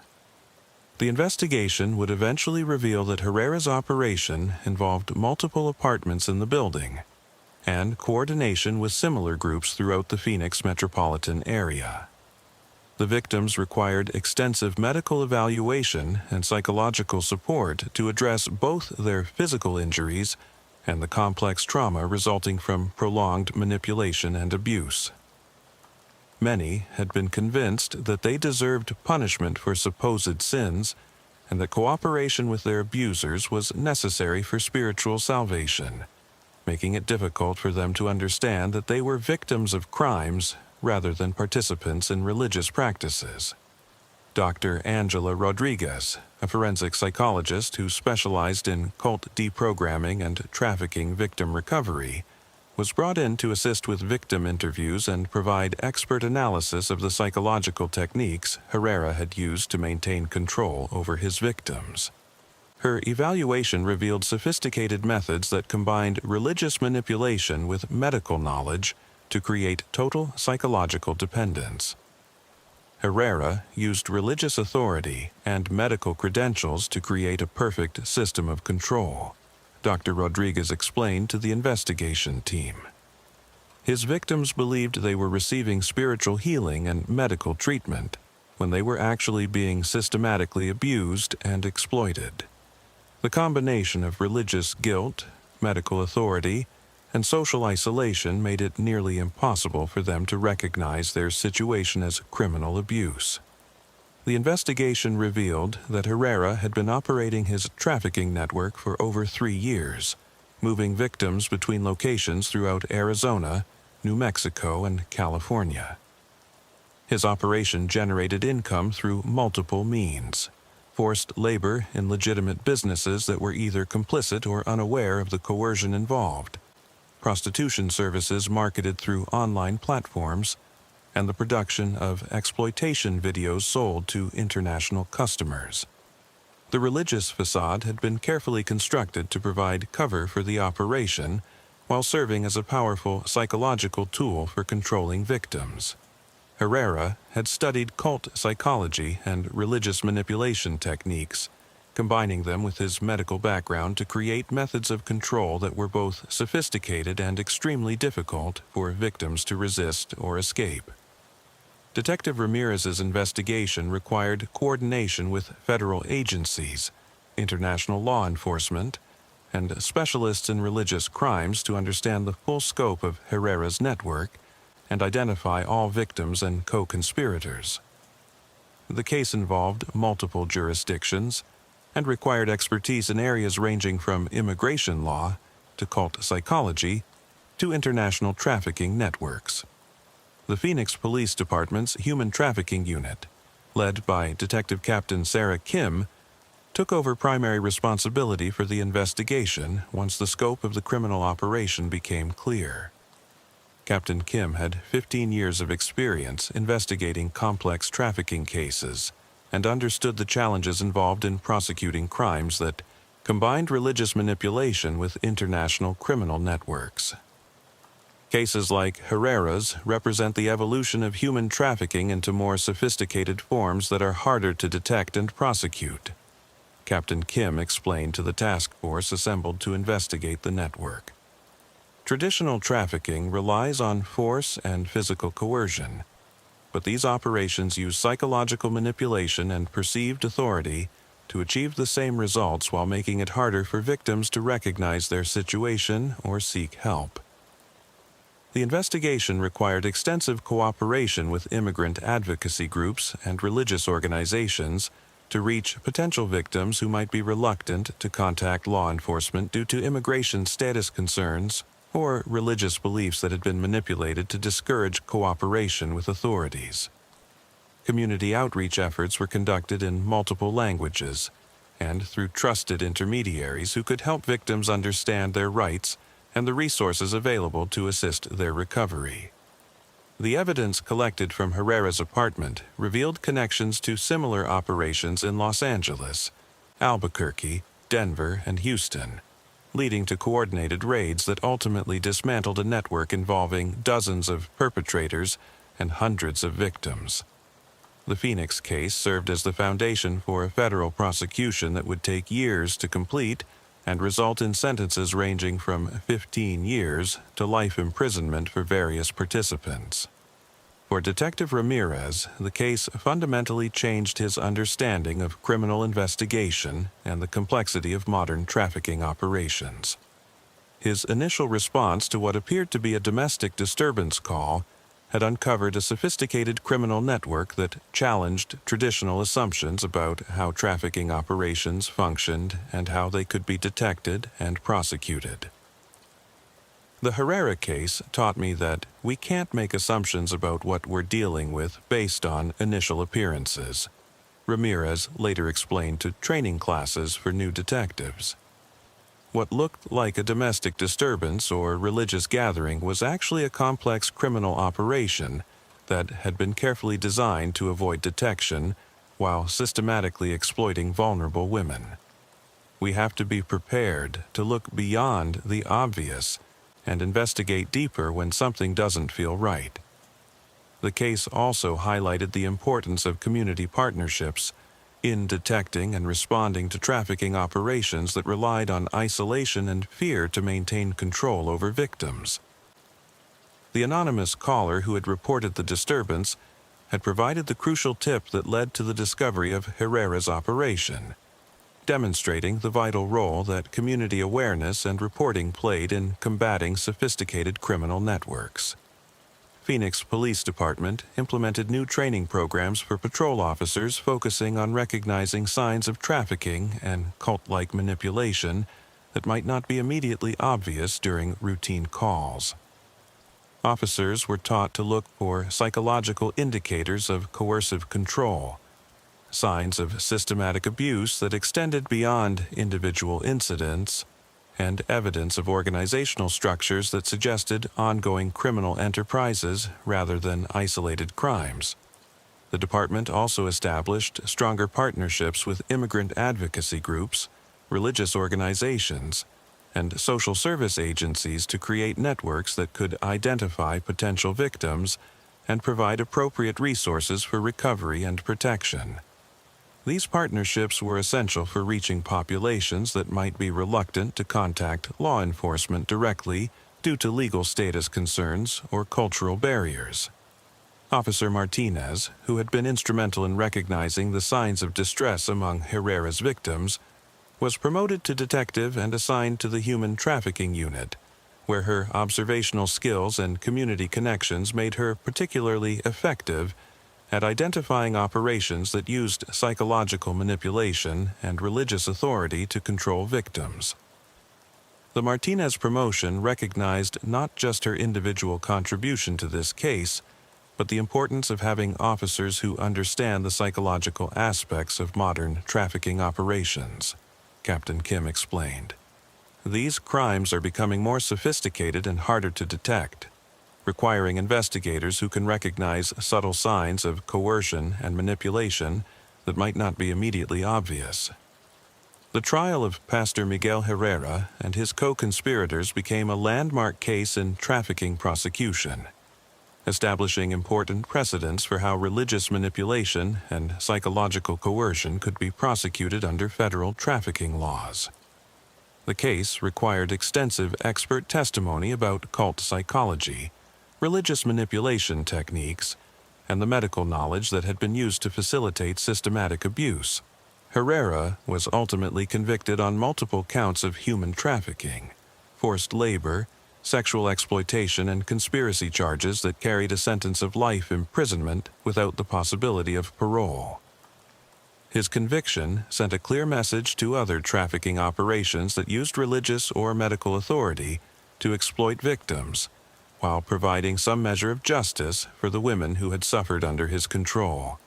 The victims of Herrera's operation required years of recovery support, including medical treatment, psychological counseling, legal assistance with immigration status, and job training to help them rebuild their lives after years of exploitation and manipulation. The Phoenix Police Department worked with federal agencies and non-profit organizations to ensure that comprehensive services were available and that victims received the long-term support needed for successful recovery. Several of Herrera's victims eventually became advocates for other trafficking survivors, using their experiences to help law enforcement and service providers better understand the psychological impact of trafficking and the challenges involved in recovery from systematic manipulation and abuse. Their advocacy work helped improve services for future victims and contributed to better training programs for law enforcement officers. Dr. Rodriguez's analysis of Herrera's psychological techniques became a standard reference for understanding how trafficking operations used religious and medical authority to control victims.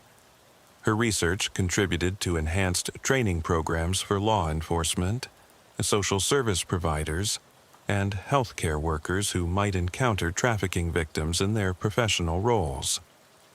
Herrera's case demonstrates how traffickers are evolving their methods to exploit not just physical vulnerability, but psychological and spiritual needs, Dr. Rodriguez wrote in her comprehensive analysis. Understanding these techniques is essential for law enforcement and service providers who want to effectively identify and assist victims of these sophisticated criminal operations. For the officers who worked Phoenix's night shifts, the Herrera case remained a defining example of how routine calls could reveal complex criminal operations, and how careful investigation and community partnership could dismantle networks that preyed on society's most vulnerable members. The case had transformed not just investigative procedures, but the broader understanding of how modern trafficking operations functioned, and how law enforcement could effectively respond to crimes that combined psychological manipulation with systematic exploitation.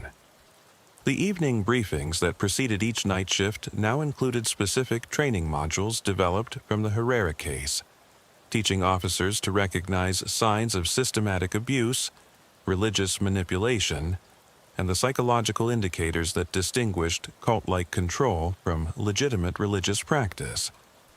These briefings were conducted by specialists who had worked on the original investigation, ensuring that institutional knowledge was preserved and transmitted to new officers joining the department.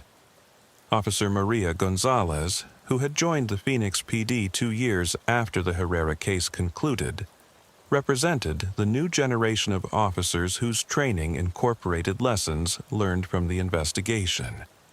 Her academy classes had included extensive modules on human trafficking, religious manipulation, and the psychological techniques used by sophisticated criminal networks to control victims.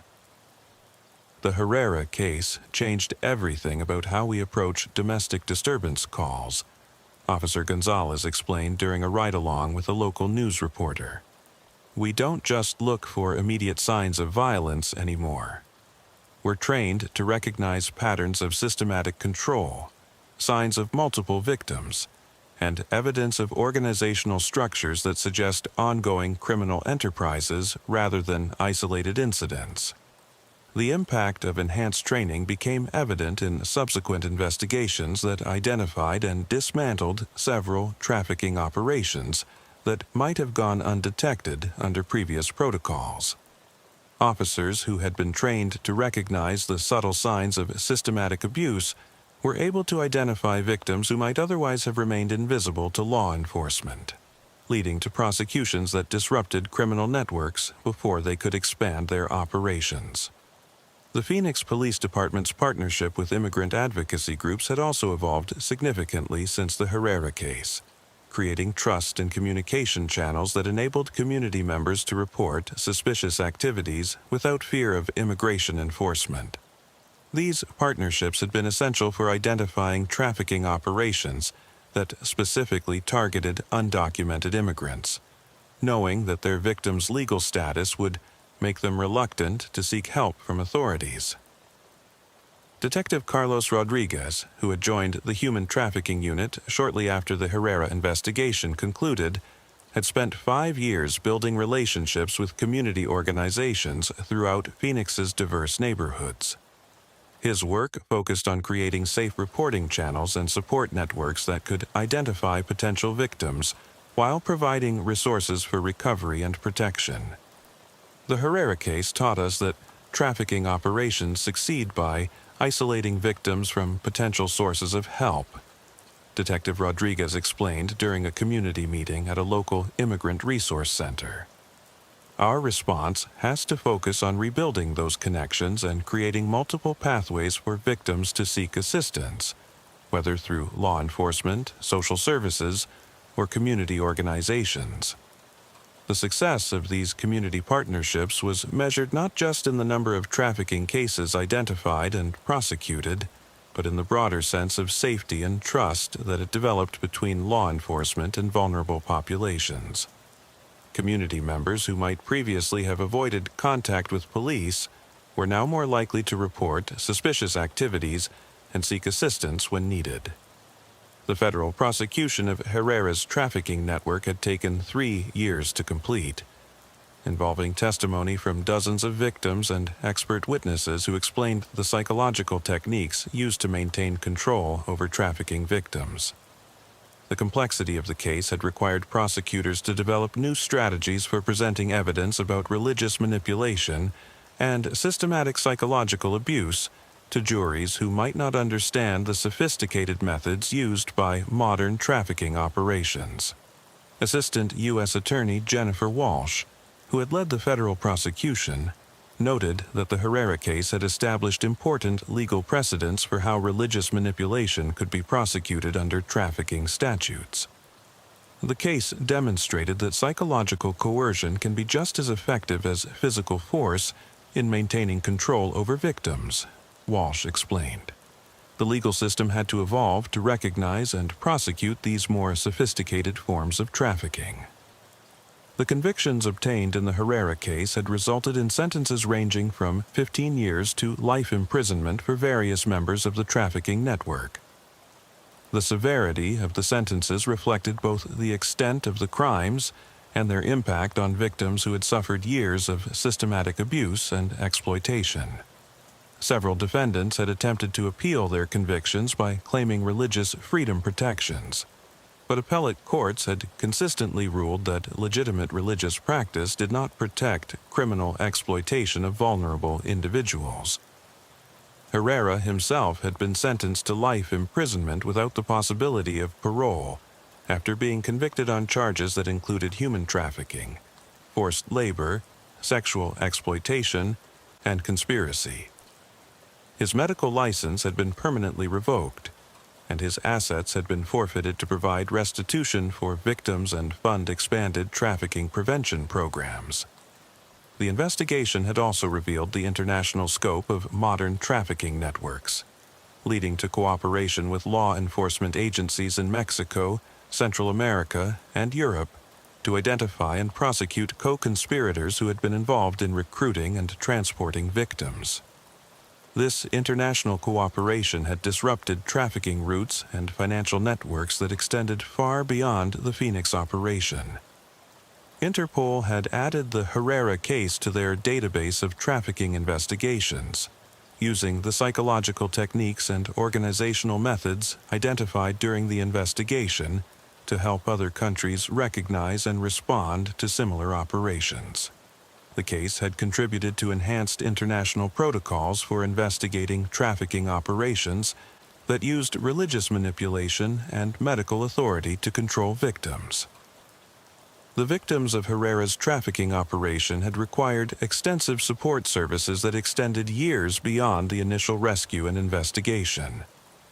The Phoenix Police Department had worked with federal agencies and nonprofit organizations to ensure that comprehensive services were available, including medical treatment, psychological counseling, legal assistance with immigration status, job training, and long-term housing support.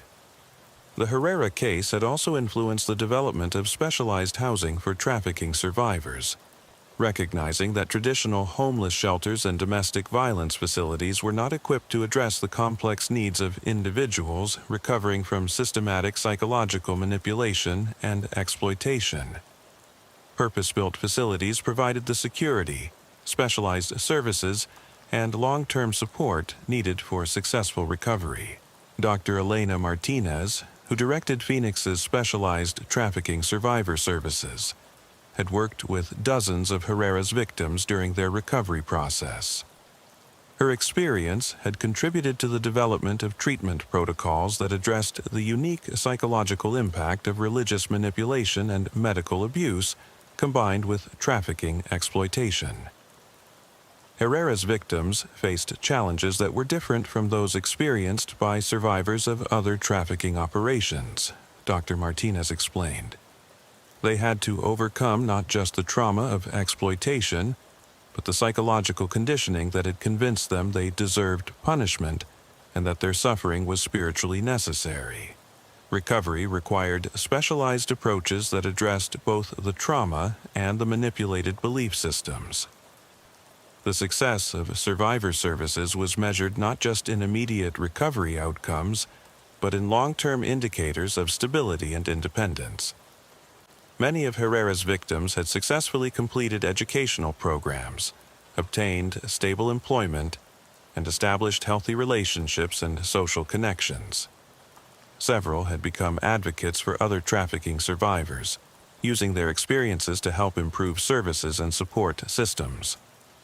The transformation of Herrera's victims from exploited individuals to advocates and community leaders represented one of the most positive outcomes of the investigation.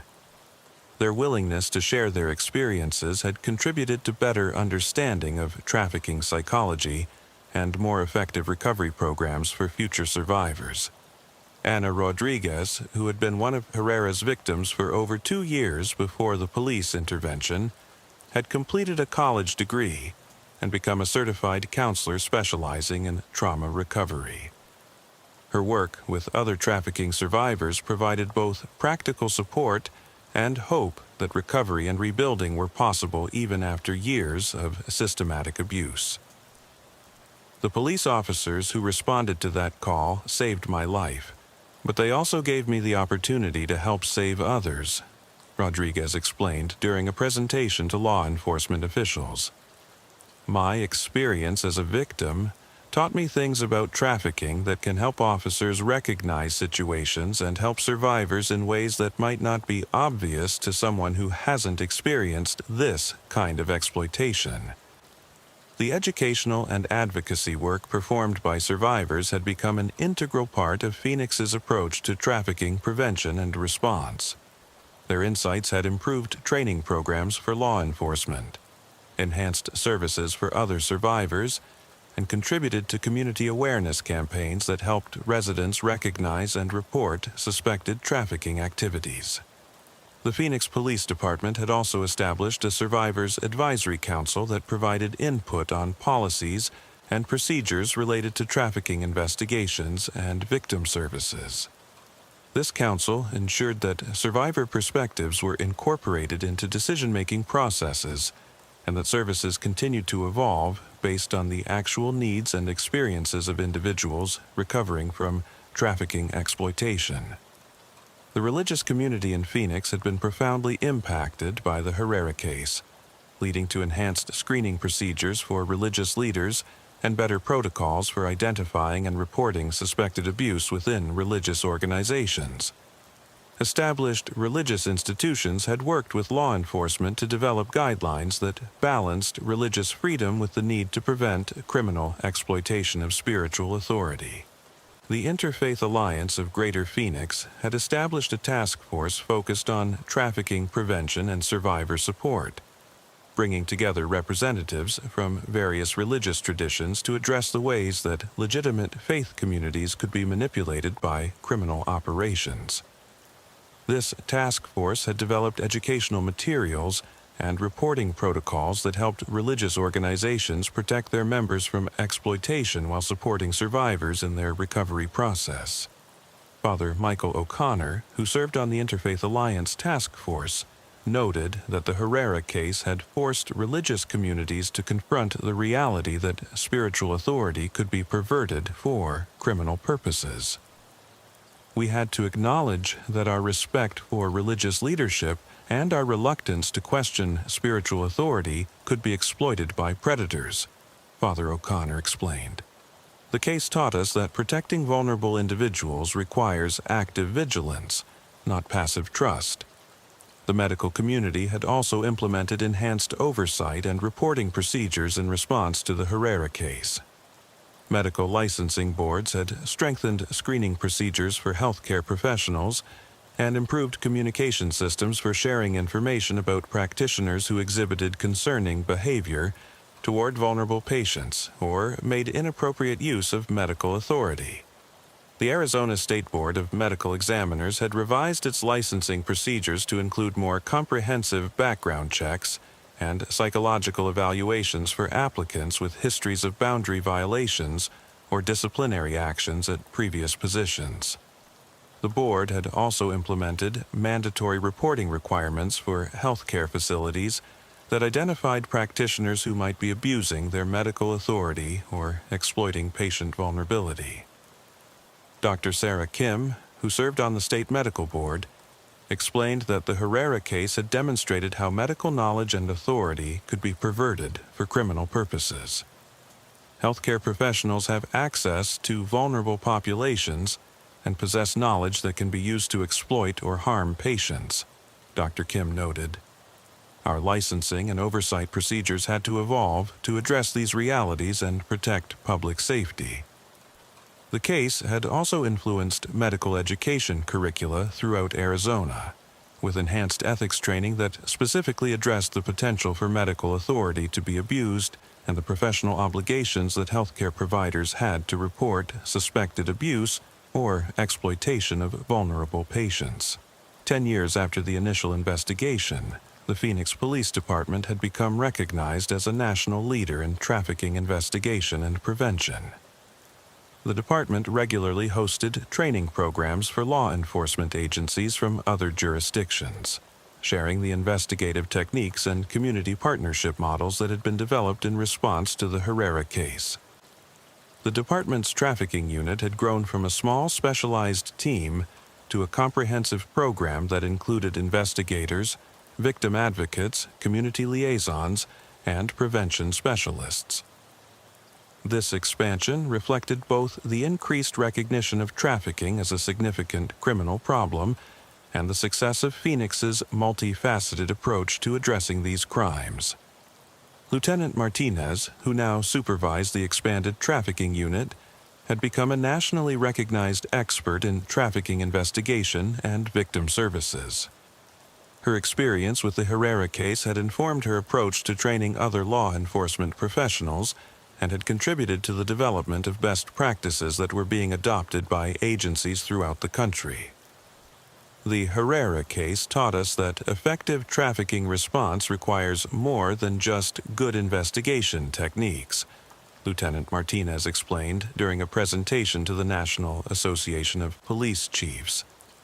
It requires community partnerships, specialized victim services, and a comprehensive understanding of the psychological techniques used by sophisticated criminal networks. Our success comes from treating trafficking as a community problem that requires a community response. The case had also influenced federal policy on trafficking prevention and prosecution, contributing to enhanced funding for specialized units and survivor services.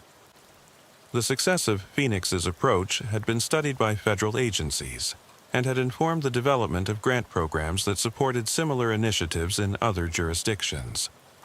The Department of Justice had used the Herrera case as a model for training federal prosecutors on trafficking cases involving religious manipulation and psychological coercion.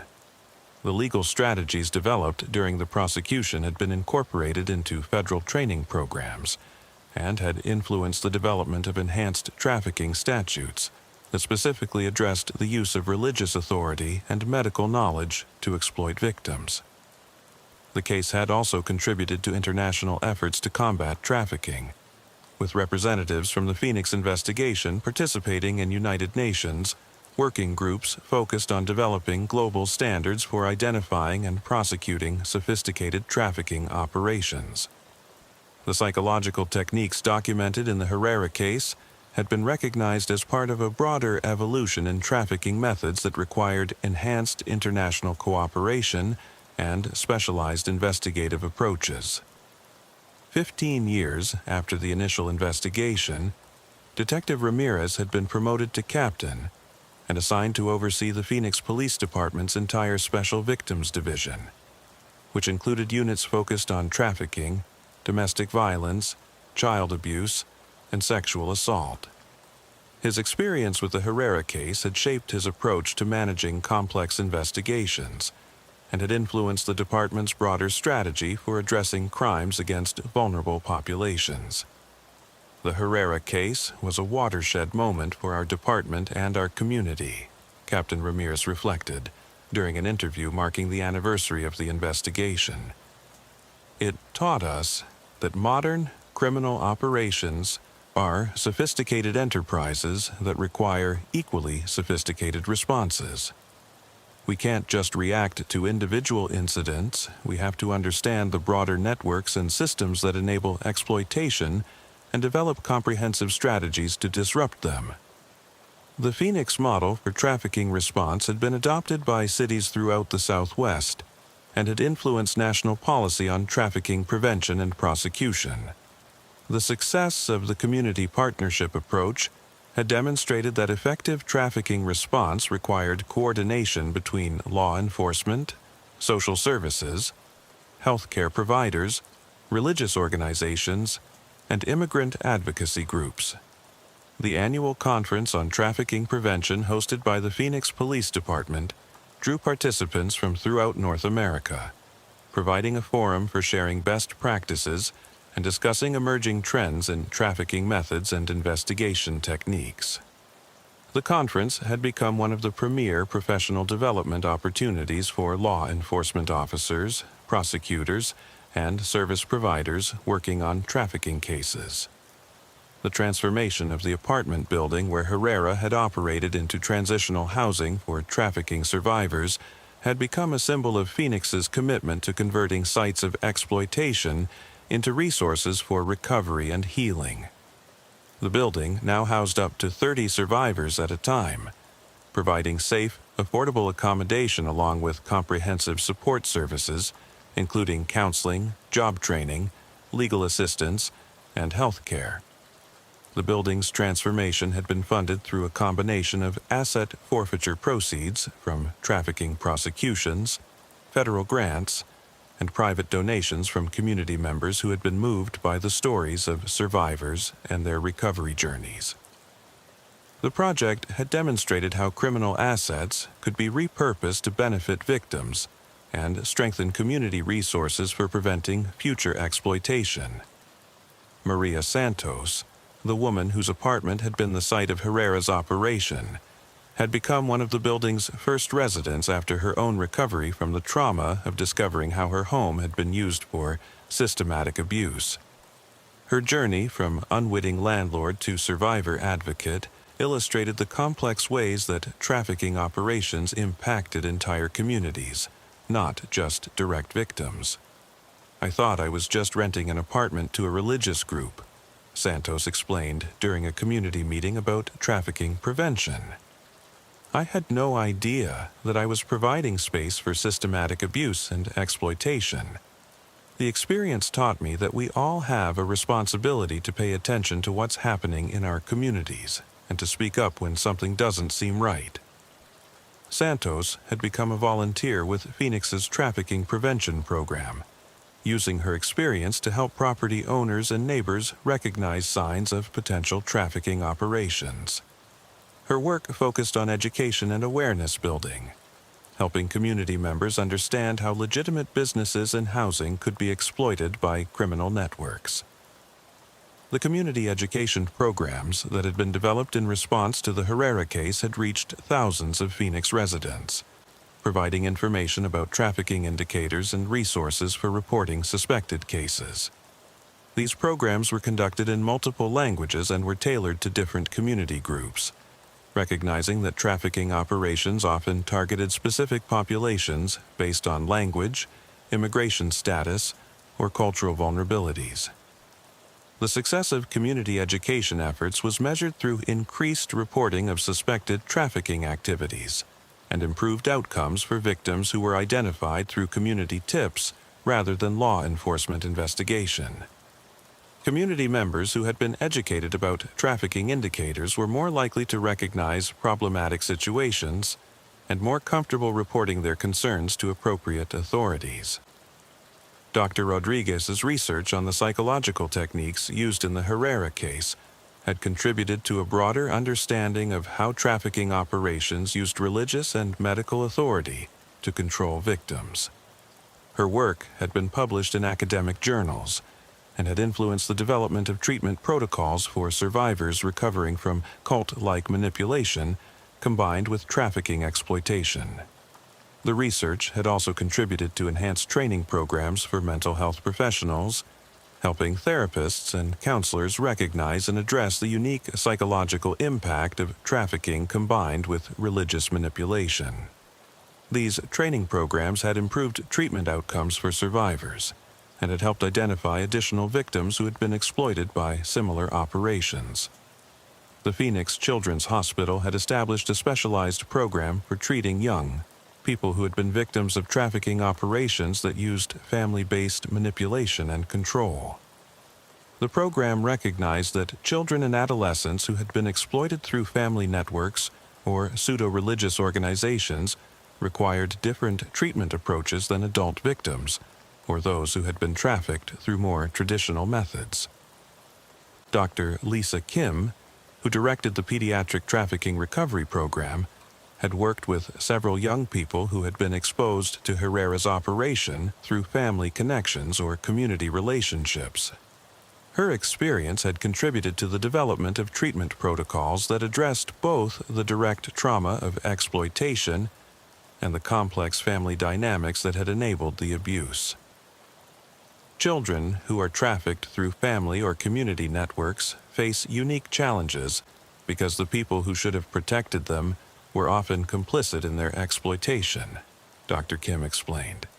Recovery requires not just trauma treatment, but also helping these young people develop healthy relationships and trust systems that may have been completely absent from their previous experiences. The success of specialized treatment programs for trafficking survivors had attracted national attention and had led to the development of similar programs in other cities. Phoenix's comprehensive approach to survivor services had become a model for communities throughout the country that were developing their own responses to trafficking and exploitation. The federal funding that had supported the expansion of Phoenix's trafficking response programs had been renewed multiple times, reflecting the success of the city's approach and the ongoing need for specialized services. The funding had enabled the expansion of survivor housing, enhanced law enforcement training, and the development of prevention programs that reached vulnerable populations before they became victims of trafficking operations. The success of Phoenix's trafficking response had also attracted private foundation support, with several national organizations providing grants to expand successful programs and replicate them in other jurisdictions. The combination of federal funding and private support had enabled Phoenix to become a center of excellence for trafficking prevention and response, influencing policy and practice throughout the region. The annual Survivor Leadership Conference, hosted by Phoenix, brought together trafficking survivors from throughout the country to share their experiences, advocate for policy changes, and provide input on service programs. The conference had become an important venue for survivor voices to influence the development of trafficking response policies and programs. The conference participants included individuals who had been trafficked through various methods and had recovered through different types of intervention and support. Their diverse experiences provided valuable insights into the range of trafficking operations and the variety of approaches needed to effectively identify, investigate, and prosecute these crimes. Anna Rodriguez, who had become a nationally recognized survivor advocate, served as the conference coordinator and had worked to ensure that survivor voices were centered in discussions about trafficking policy and response. Her leadership had helped shift the focus of trafficking discussions from law enforcement perspectives to survivor-centered approaches that prioritized victim recovery and empowerment. Survivors are the real experts on trafficking, Rodriguez explained during one of the conference presentations. We understand how these operations work, what victims need to recover, and what communities can do to prevent exploitation. Our voices need to be central to any discussion about how to address trafficking effectively. The influence of survivor advocacy had led to significant changes in how trafficking cases were investigated and prosecuted, with enhanced protections for victim privacy, improved coordination between law enforcement and victim services, and recognition that successful prosecutions required long-term support for survivors who testified against their traffickers. The Phoenix model for survivor-centered trafficking response had been adopted by federal agencies and had influenced the development of national standards for trafficking victim identification and services. The approach recognized that effective trafficking response required treating victims as partners in the investigation and prosecution process rather than simply as sources of evidence. 20 years after the initial Herrera investigation, Phoenix had become recognized as one of the most effective cities in the country for trafficking prevention and response. The city's comprehensive approach had resulted in the identification and prosecution of dozens of trafficking operations, the recovery of hundreds of survivors, and the development of prevention programs that had reached thousands of vulnerable community members. The success of Phoenix's approach had been studied by researchers and policymakers from throughout the world, contributing to international efforts to develop effective responses to modern trafficking operations. The city had hosted delegations from numerous countries seeking to learn from Phoenix's experience and adapt successful strategies to their own contexts. The long-term impact of the Herrera case extended far beyond the original investigation and prosecution. The case had catalyzed a transformation in how Phoenix understood and responded to trafficking, leading to the development of comprehensive programs that addressed prevention, identification, investigation, prosecution, and survivor recovery as interconnected elements of an effective anti-trafficking strategy. Detective Ramirez, now approaching retirement after a career that had been shaped by his experience with the Herrera case, reflected on the broader lessons that had emerged from the investigation. His initial response to what appeared to be a routine domestic disturbance call had evolved into a decades-long commitment to protecting vulnerable populations from sophisticated criminal exploitation.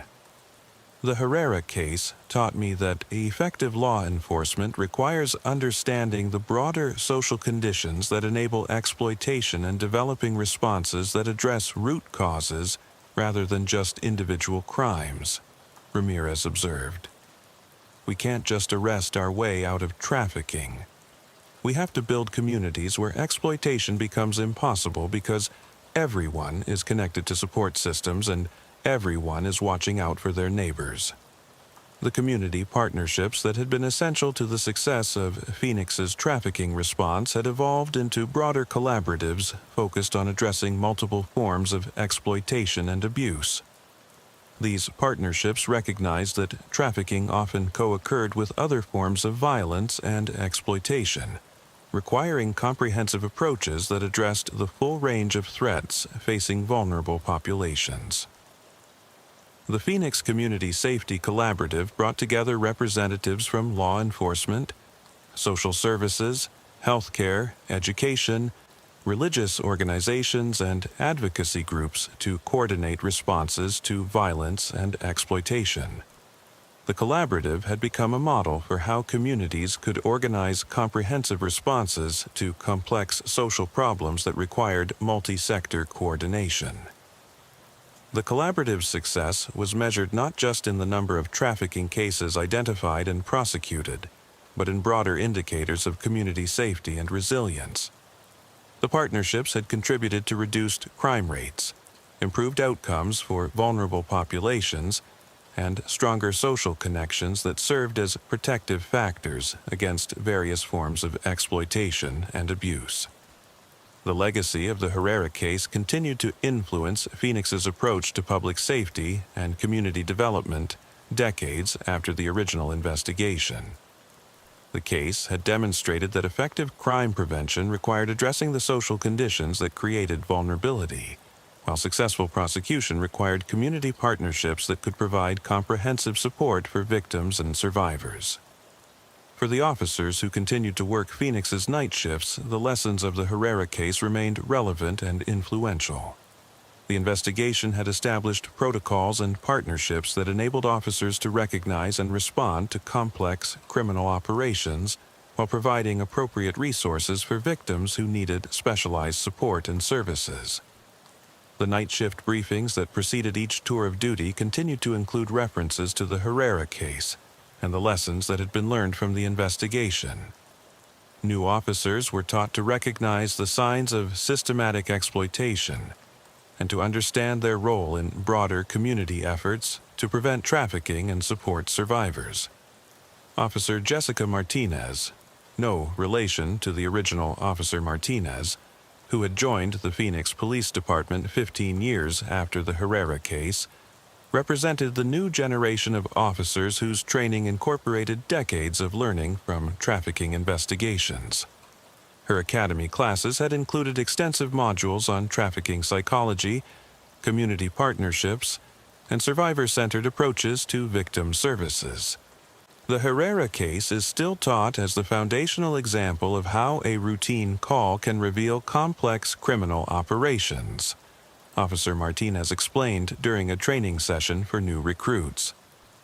We learned from that case every day, and it continues to influence how we approach our work and our relationships with the community we serve. The training programs that had been developed from the Herrera case had been adopted by the Phoenix Police Department's night shift operations had been permanently transformed by the lessons learned from the Herrera case. Officers working graveyard shifts understood that their work involved more than responding to individual calls. They were part of a comprehensive community safety network that included prevention, intervention, investigation, and long-term support for survivors of exploitation. The darkness that had once concealed Herrera's systematic abuse of vulnerable women now sheltered a comprehensive network of services and partnerships designed to identify and disrupt trafficking operations while providing hope and healing for survivors. The night shift officers who patrolled Phoenix's streets understood that their vigilance and community connections were essential components of a system that had transformed tragedy into triumph and had made Phoenix a model for communities throughout the world. For Captain Ramirez, approaching the end of a career that had been defined by his commitment to protecting vulnerable populations, the Herrera case remained the most significant and influential investigation of his professional life. The case had taught him that effective law enforcement required not just technical skills and investigative techniques, but also community engagement, cultural competence, and a deep understanding of the social conditions that enabled exploitation and abuse.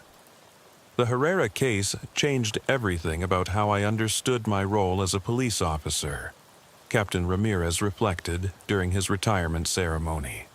It taught me that protecting and serving meant more than responding to calls and making arrests.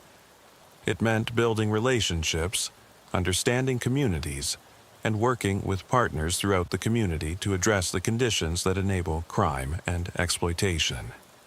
The Phoenix Police Department's response to the Herrera case had become a model for how law enforcement agencies could evolve and adapt to address sophisticated criminal operations while maintaining community trust and engagement. The case had demonstrated that effective policing required not just law enforcement expertise, but also collaboration with diverse community partners who brought different perspectives and resources to public safety challenges. The Memorial Garden, established for trafficking survivors, included a special section dedicated to the victims of the Herrera operation, along with representatives from trafficking operations that had been dismantled through investigations inspired by the original case. The garden served as both a tribute to survivors and a reminder of the ongoing need for community vigilance and law enforcement dedication to protecting vulnerable populations. The garden had become a gathering place for survivors, their families, community advocates, and law enforcement officers who had worked on trafficking cases. Annual memorial services brought together diverse groups of people who had been affected by trafficking in different ways, creating opportunities for healing, reflection, and continued commitment to prevention and survivor support. For the survivors of Herrera's operation who had rebuilt their lives and become advocates for others, the Memorial Garden represented both the tragedy they had experienced and the hope that had emerged from their recovery. Their transformation from victims to leaders demonstrated the resilience of the human spirit and the power of comprehensive support systems to enable healing and growth. The legacy of the Herrera case extended far beyond the original investigation to influence how communities throughout the country understood and responded to trafficking. The case had demonstrated that effective anti-trafficking efforts required long-term commitment, comprehensive approaches, and recognition that trafficking was not just a law enforcement problem, but a community challenge that required broad-based solutions. 25 years after the initial investigation, the impact of the Herrera case continued to influence policy and practice in ways that extended far beyond Phoenix and far beyond trafficking. The case had become a foundational example of how communities could organize comprehensive responses to complex social problems while maintaining focus on the needs and rights of those who had been most directly affected by violence and exploitation. The officers who worked Phoenix's night shifts understood that they were part of a legacy that had transformed tragedy into progress and had made their community a model for others facing similar challenges. The darkness that had once concealed systematic abuse now sheltered a network of services, partnerships, and community connections that served as a beacon of hope for vulnerable populations and a model for communities throughout the world, seeking to protect their most vulnerable members from sophisticated criminal exploitation. The neon glow of Las Vegas Boulevard cast an artificial dawn across Officer Marcus Rodriguez's patrol car windshield as he navigated through the 3:17 a.m. traffic that never seemed to thin, even on a Tuesday night in October 2024. The Strip was alive with its usual collection of tourists, street performers, and the kind of people who emerged from the shadows when honest folks were sleeping. But something felt different tonight. Rodriguez had been working the graveyard shift in Metro's Tourist Safety Division for 6 years, long enough to develop an instinct for when the city's carefully manufactured glamour was hiding something darker than the usual pickpockets and drunk college kids. His radio crackled with the familiar voice of Sergeant Patricia Chen from dispatch. Unit 47. We've got reports of suspicious activity at the Mirage parking garage, Level 3. Security cameras caught someone moving between vehicles with what appears to be electronic equipment. Possible vehicle break-ins in progress. Rodriguez acknowledged the call and turned his patrol car toward the massive resort complex, its signature volcano dormant in the pre-dawn hours. The Mirage's parking garage was a multi-level maze that could hide a dozen different crimes simultaneously, and Rodriguez had responded to everything from car thefts to drug deals to the occasional body dump in its shadowy corners. But as he approached the entrance, his trained eye caught something that made him slow down and really look at what he was seeing. A figure in dark clothing was indeed moving systematically between parked cars, but they weren't breaking windows or jimmying locks. Instead, they appeared to be attaching small devices to vehicles, devices that caught the garage's fluorescent lighting in a way that suggested sophisticated electronics rather than crude theft tools. More concerning was the methodical nature of the person's movement, working through the rows of cars with the precision of someone following a detailed plan rather than opportunistically grabbing whatever looked valuable. Rodriguez parked his patrol car at the garage entrance and called for backup before approaching on foot, following protocol for potential vehicle theft investigations. But as he moved closer to the suspect's location, what he observed challenged every assumption about routine property crime that his 6 years of patrol experience had taught him to recognize. The suspect was a woman in her 30s, dressed in black tactical clothing and wearing latex gloves that suggested professional criminal activity rather than amateur theft.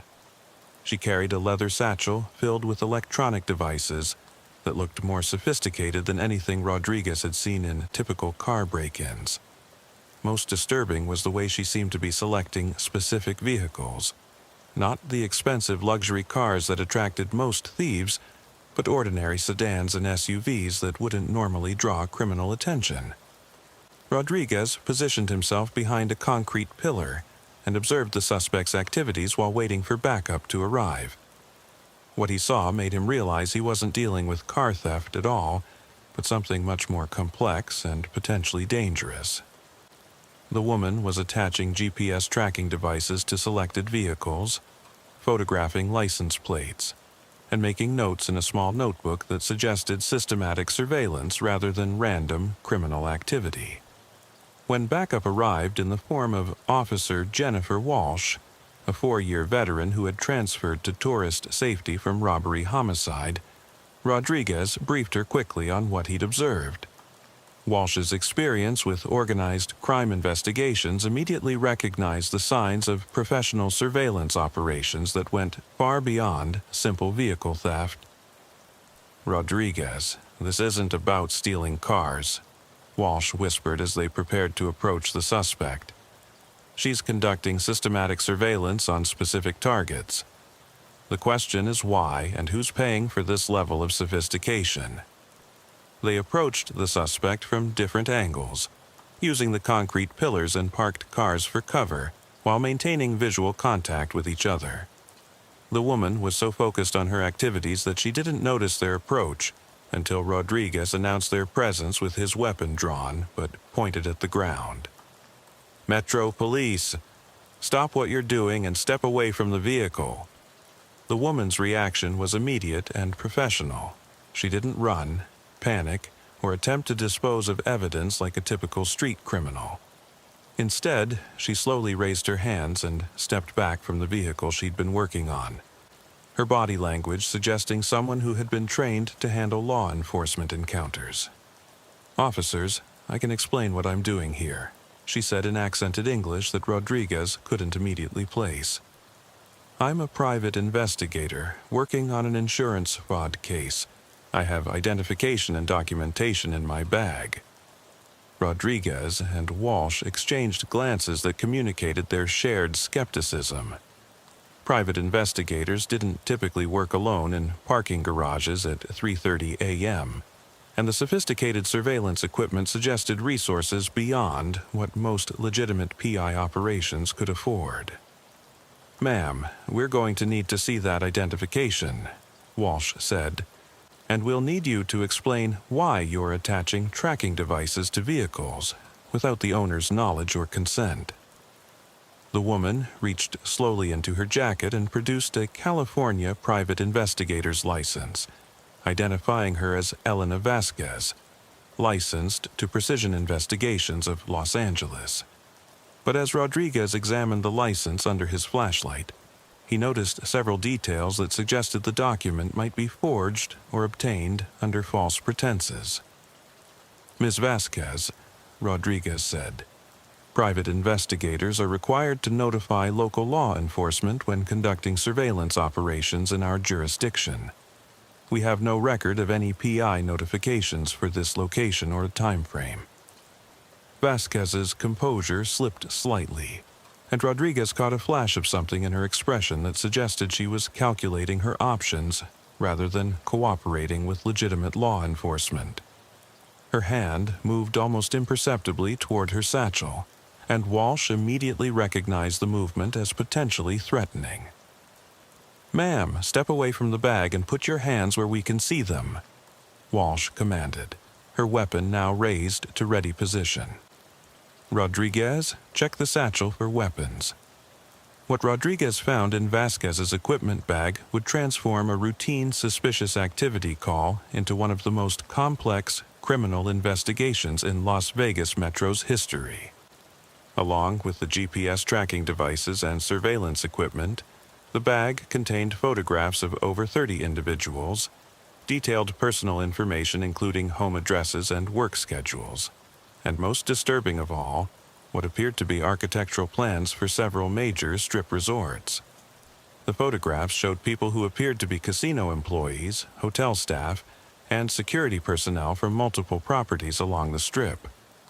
Each photo was accompanied by typed notes containing personal information that could only have been obtained through extensive surveillance or illegal access to employment records. Names, addresses, shift schedules, family information, and what appeared to be assessments of each individual's potential vulnerabilities were documented with the thoroughness of a professional intelligence operation. But it was the architectural plans that made Rodriguez realize they were dealing with something far more serious than surveillance or insurance fraud. The documents showed detailed floor plans for employee areas, security checkpoints, cash handling facilities, and surveillance camera blind spots for the Mirage, Bellagio, Caesar's Palace, and 4 other major strip properties. Walsh, we need to call this in to Robbery, Homicide, and Intelligence Division immediately, Rodriguez said as he documented the evidence with his body camera. This looks like reconnaissance for major casino heists or terrorist attacks. Vasquez remained silent during the evidence inventory, invoking her right to an attorney when questioned about the materials found in her possession. But her professional demeanor and the sophisticated nature of her operation suggested she was part of a larger criminal enterprise with resources and capabilities that extended far beyond individual criminal activity. Detective Captain Sarah Kim from Metro's Intelligence Division arrived 30 minutes later, accompanied by specialists from the FBI's Las Vegas field office who had been monitoring potential threats to the Strip's gaming and tourism infrastructure. Captain Kim had 15 years of experience investigating organized crime operations that targeted Las Vegas casinos, but the sophistication of Vasquez's surveillance operation was unlike anything she had encountered in her career. This level of intelligence gathering suggests months of preparation and significant financial backing, Captain Kim explained to Rodriguez and Walsh as they processed the crime scene. The architectural plans alone would cost hundreds of thousands of dollars to obtain through legitimate channels, and the personal information on casino employees could only come from extensive surveillance or infiltration of casino security systems. The FBI agents, led by Special Agent Robert Chen, no relation to Sergeant Chen from Dispatch, immediately recognized the potential national security implications of the operation. The combination of detailed facility plans, employee vulnerability assessments, and sophisticated surveillance equipment suggested either a major criminal conspiracy or potential terrorist reconnaissance that could threaten thousands of tourists and casino workers. We're treating this as a potential threat to critical infrastructure, Agent Chen explained to the Metro officers. The casinos on the Strip process over $10 billion annually and host millions of international visitors. Any successful attack on these facilities would have economic and security implications that extend far beyond Las Vegas. The interrogation of Elena Vasquez required specialized techniques designed to break through the psychological conditioning that suggested professional training in counter-interrogation methods. Dr. Patricia Martinez, a forensic psychologist who specialized in interviewing subjects with military or intelligence backgrounds, was brought in to assist with questioning that might reveal the scope and objectives of the surveillance operation. Dr. Martinez's initial assessment suggested that Vasquez had been trained by professionals in surveillance techniques, operational security, and resistance to interrogation. Her responses to questioning followed patterns typically associated with military or intelligence training, suggesting she was either a former government operative or had been trained by someone with that background. Vasquez is operating under what appears to be a professional operational framework, Dr. Martinez explained to the investigation team. Her surveillance methods, equipment selection, and response to arrest all suggest systematic training rather than criminal improvisation. We're dealing with someone who views this as a mission rather than a crime. The breakthrough in the investigation came when forensic specialists analyzed the metadata from the digital photographs found in Vasquez's possession. The images had been taken over a period of 6 months, using multiple cameras and from locations that suggested extensive reconnaissance of casino security measures and employee routines. More importantly, several images contained background details that revealed they had been taken from inside casino properties, indicating that Vasquez or her associates had successfully infiltrated casino security systems. The metadata analysis also revealed that the photographs had been transmitted to IP addresses in 3 different countries, suggesting an international operation with coordination and command structures that extended far beyond Las Vegas. The FBI's Cybercrime Division immediately began tracing these communications while working with international law enforcement partners to identify potential co-conspirators and command elements. But the most disturbing discovery came when investigators realized that several of the casino employees photographed by Vasquez had reported suspicious approaches in the weeks preceding her arrest. Security personnel, dealers, and hotel staff from multiple properties had been contacted by individuals claiming to represent employee benefit programs, insurance companies, or union organizations. These contacts had been used to gather personal information and assess employee loyalty and vulnerability to recruitment or coercion. Detective Rodriguez coordinated with casino security departments to identify employees who had been targeted by the operation and assess whether any had been successfully recruited or compromised. This investigation revealed that at least 12 casino employees across 6 properties had been approached by operatives connected to Vasquez's organization, with 3 admitting they had provided information about security procedures in exchange for what they believed were legitimate employment opportunities. The scope of the conspiracy expanded dramatically when federal investigators discovered that Vasquez's operation was part of a larger network targeting major gambling and entertainment venues throughout the western United States. Similar surveillance activities had been reported in Atlantic City, Reno, and tribal casinos in California and Arizona, suggesting a coordinated effort to gather intelligence on casino security systems across multiple jurisdictions. Agent Chen coordinated with FBI field offices in affected cities to compare intelligence and identify patterns that might reveal the ultimate objectives of the surveillance network. What emerged was evidence of the most sophisticated casino heist conspiracy in American history, involving international criminal organizations with the resources and expertise to target multiple high-value facilities simultaneously. "We're not looking at individual casino robberies," Agent Chen explained during a briefing with Metro command staff and casino security executives. "This appears to be planned as a coordinated attack on multiple facilities, possibly timed to maximize both financial impact and psychological effect on the gambling industry." The investigation revealed that the criminal network had been studying casino security systems, employee schedules, cash handling procedures, and law enforcement response protocols for over 2 years. The level of detail in their intelligence gathering suggested they were planning operations that would require split-second timing and intimate knowledge of each facility's vulnerabilities and defensive capabilities. Rodriguez found himself assigned as the primary liaison between Metro patrol officers and the federal task force investigating the conspiracy. His initial arrest of Vasquez had provided the crucial breakthrough that exposed the broader network, and his knowledge of strip patrol operations made him valuable to investigators trying to understand how the surveillance had been conducted without detection by casino security or law enforcement. "The thing that bothers me most about this case," Rodriguez told Walsh during one of their debriefing sessions, "is how long they were operating right under our noses. We patrol those casino properties every night, and none of us noticed sophisticated surveillance operations that had been going on for months." Walsh nodded, understanding the professional concern that came with realizing how easily their security measures had been penetrated.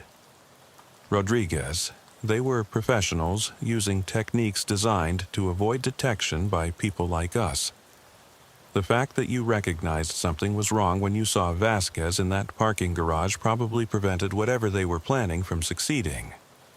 The federal investigation eventually identified a network of 37 individuals operating across 8 states, all coordinated by what appeared to be an international criminal organization with connections to Eastern European organized crime groups, specializing in high-tech casino fraud and theft operations. The network included former military personnel, discharged security professionals, and individuals with backgrounds in casino operations who provided inside knowledge of facility procedures and vulnerabilities. Vasquez, faced with federal charges that could result in life imprisonment, eventually agreed to cooperate with investigators in exchange for a reduced sentence.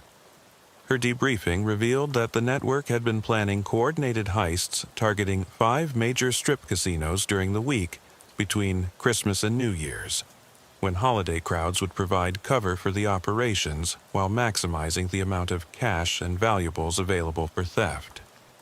The plan was elegant in its complexity, Agent Chen explained to the task force. They would have used their inside knowledge of security procedures to disable alarm systems, their surveillance of employee schedules to time the operations when staff would be minimal, and their architectural intelligence to plan escape routes that avoided casino security and law enforcement response. The heists were designed to appear as inside jobs conducted by casino employees, using the personal information gathered through surveillance to frame innocent workers for the crimes while the actual perpetrators escaped with millions of dollars in cash, chips, and jewelry from high-roller gaming areas and luxury retail outlets within the casino complexes. But the most chilling aspect of the plan was its potential for violence. Vasquez revealed that the network had acquired military-grade weapons and were prepared to use force against security personnel and law enforcement officers who might interfere with their operations. The holiday timing would have maximized civilian casualties if the heists had escalated into armed confrontations within the crowded casino environments.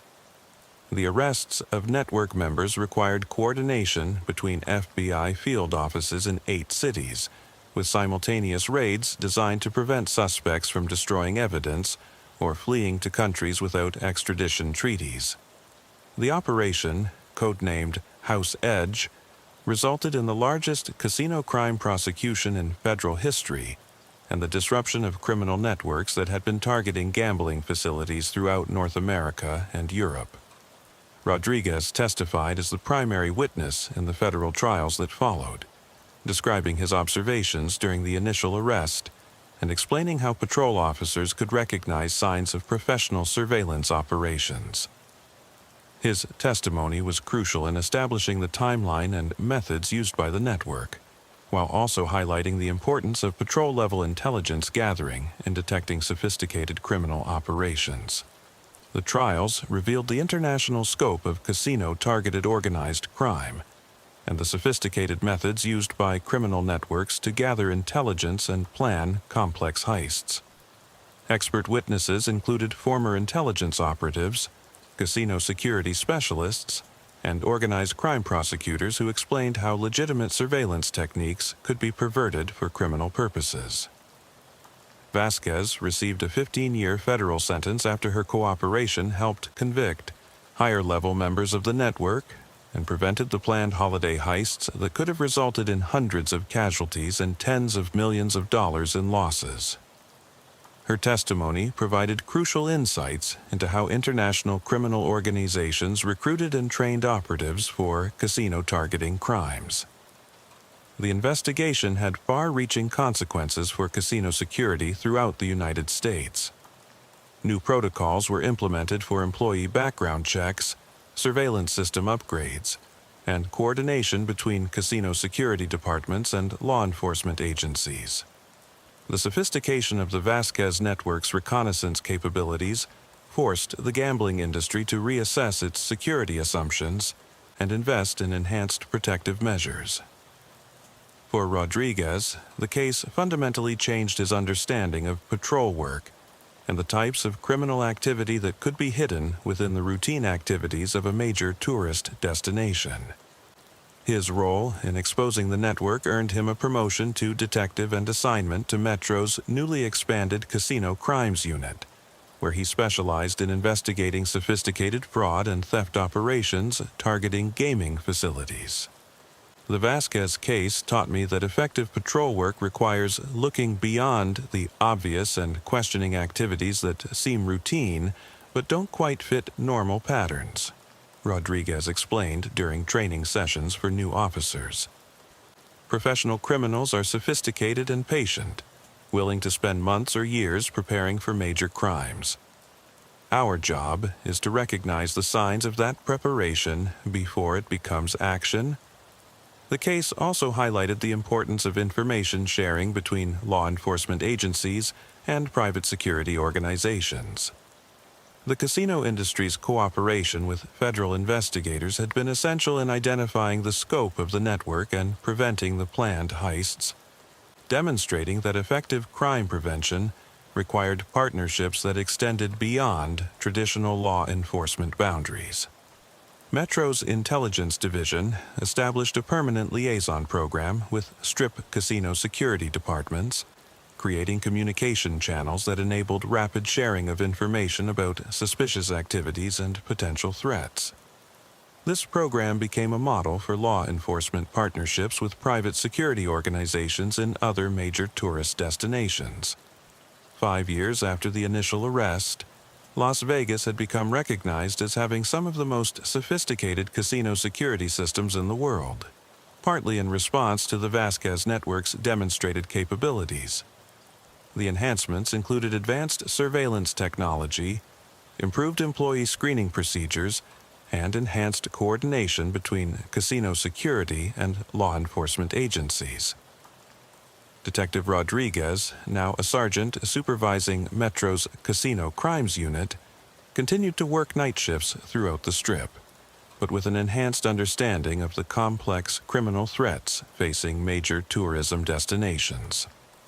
His unit had investigated dozens of sophisticated fraud and theft operations, many of which used techniques similar to those pioneered by the Vasquez network. The Vasquez case was a wake-up call for everyone involved in casino security, Sergeant Rodriguez reflected during an interview marking the 5th anniversary of the investigation.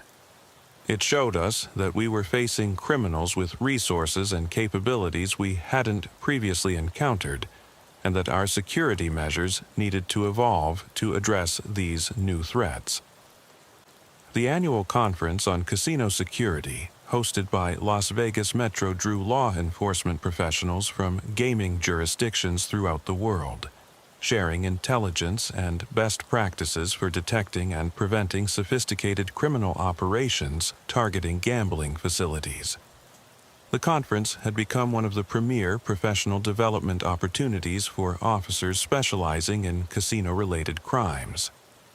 The transformation of casino security in response to the Vasquez network had implications that extended beyond the gambling industry. The surveillance techniques and intelligence gathering methods used by the network were subsequently employed by criminals targeting other high-value facilities, including airports, sports venues, and major retail complexes, requiring law enforcement agencies to develop broader capabilities for detecting professional reconnaissance activities. Dr. Martinez's research on the psychological profiles of individuals recruited by sophisticated criminal networks contributed to enhanced screening procedures for positions involving access to sensitive facilities and information. Her work helped identify personality traits and backgrounds that made individuals vulnerable to recruitment by organized crime groups, leading to improved security clearance procedures and employee monitoring programs. The federal sentences imposed on network members ranged from 8 years to life imprisonment, reflecting both the severity of their planned crimes and their cooperation with ongoing investigations into international organized crime activities. Several defendants provided information that led to the disruption of criminal networks in Eastern Europe and South America. extending the impact of the investigation far beyond the original Las Vegas operation. Vasquez, after serving her federal sentence, was deported to her country of origin and placed under surveillance by international law enforcement agencies monitoring her activities and associations. Her cooperation with American investigators had provided valuable intelligence about criminal training methods and operational procedures, but also made her a potential target for retribution by criminal organizations whose operations had been disrupted. The architectural plans and facility intelligence gathered by the Vasquez network were used by casino security consultants to identify and address vulnerabilities in existing security systems. This information led to significant upgrades in access control systems, surveillance coverage, and emergency response procedures at gambling facilities throughout the United States and internationally. The case also influenced federal legislation addressing criminal surveillance of critical infrastructure facilities, with enhanced penalties for individuals or organizations conducting unauthorized reconnaissance of facilities that serve large numbers of civilians. The Vasquez network's capabilities had demonstrated that traditional trespass and surveillance laws were inadequate for addressing sophisticated intelligence-gathering operations conducted by professional criminals. 10 years after the initial investigation, the Metro Police Department's night shift operations had been permanently enhanced by lessons learned from the casino security case.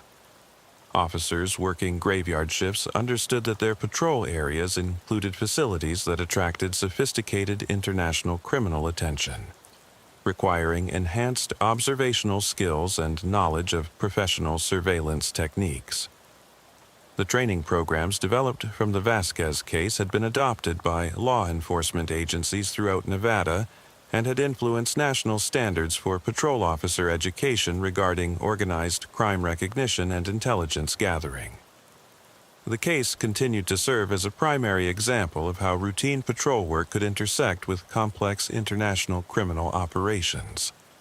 Officer Jennifer Walsh, who had assisted with the original arrest, had been promoted to detective and assigned to Metro's Financial Crimes Unit, where she specialized in investigating money laundering operations connected to casino activities. Her experience with the Vasquez case had provided insights into how criminal organizations moved and concealed funds obtained through gambling-related crimes. The Vasquez network showed us that modern organized crime operations are essentially businesses with sophisticated planning, professional training, and international resources, Detective Walsh explained during a training seminar for patrol officers. Our response has to be equally professional and coordinated, which means every officer needs to understand how their patrol observations might contribute to larger investigations. The success of Metro's casino security initiatives had attracted federal funding for expanded intelligence capabilities and enhanced cooperation with international law enforcement agencies. Las Vegas had become a center of excellence for investigating organized crime operations, targeting gambling and tourism infrastructure, influencing policy and practice throughout the region. The FBI's Las Vegas field office had established a permanent casino crimes task force that included representatives from Metro, casino security departments, and federal agencies responsible for protecting critical infrastructure. This task force served as a model for multi-agency cooperation in addressing complex criminal threats to major economic and tourism centers. Special Agent Chen, who had coordinated the federal investigation, had been promoted to supervise the Bureau's organized crime operations throughout the western United States. His experience with the Vasquez network had contributed to enhanced FBI capabilities for investigating international criminal organizations operating within American territory. The Vasquez case demonstrated that the line between organized crime and international security threats is increasingly blurred, Agent Chen explained during a congressional hearing on casino security. Criminal organizations, with the resources and capabilities we encountered in Las Vegas, pose challenges that require coordinated responses from law enforcement, intelligence agencies, and private security organizations. The memorial, established for law enforcement officers who had worked on casino security cases, included recognition of the Vasquez investigation's contribution to protecting civilian populations from sophisticated criminal operations. The memorial served as a reminder of the ongoing threats facing major tourism destinations and the dedication required to maintain security in environments that attracted both legitimate visitors and professional criminals. 15 years after the initial arrest, Sergeant Rodriguez had been promoted to lieutenant and assigned to oversee Metro's entire Special Operations Division, which included units focused on casino crimes, tourist safety, and organized crime investigation. His career had been shaped by the lessons learned from his encounter with Elena Vasquez in a parking garage that had seemed like a routine suspicious activity call.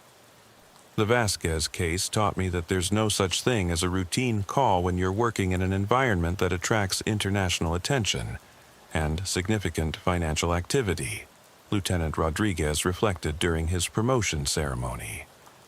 Every patrol officer needs to understand that they might encounter sophisticated criminal operations disguised as normal activity, and their observations could be crucial to preventing major crimes or terrorist attacks. The Las Vegas model for casino security had been adopted by gambling jurisdictions throughout the world, with particular emphasis on the intelligence sharing and multi-agency cooperation techniques developed in response to the Vasquez network.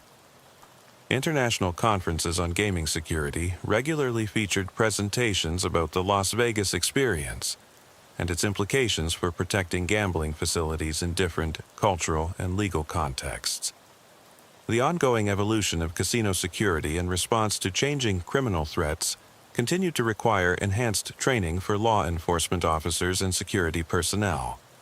New technologies, international criminal methodologies, and terrorist tactics required constant adaptation of protective measures and investigative techniques.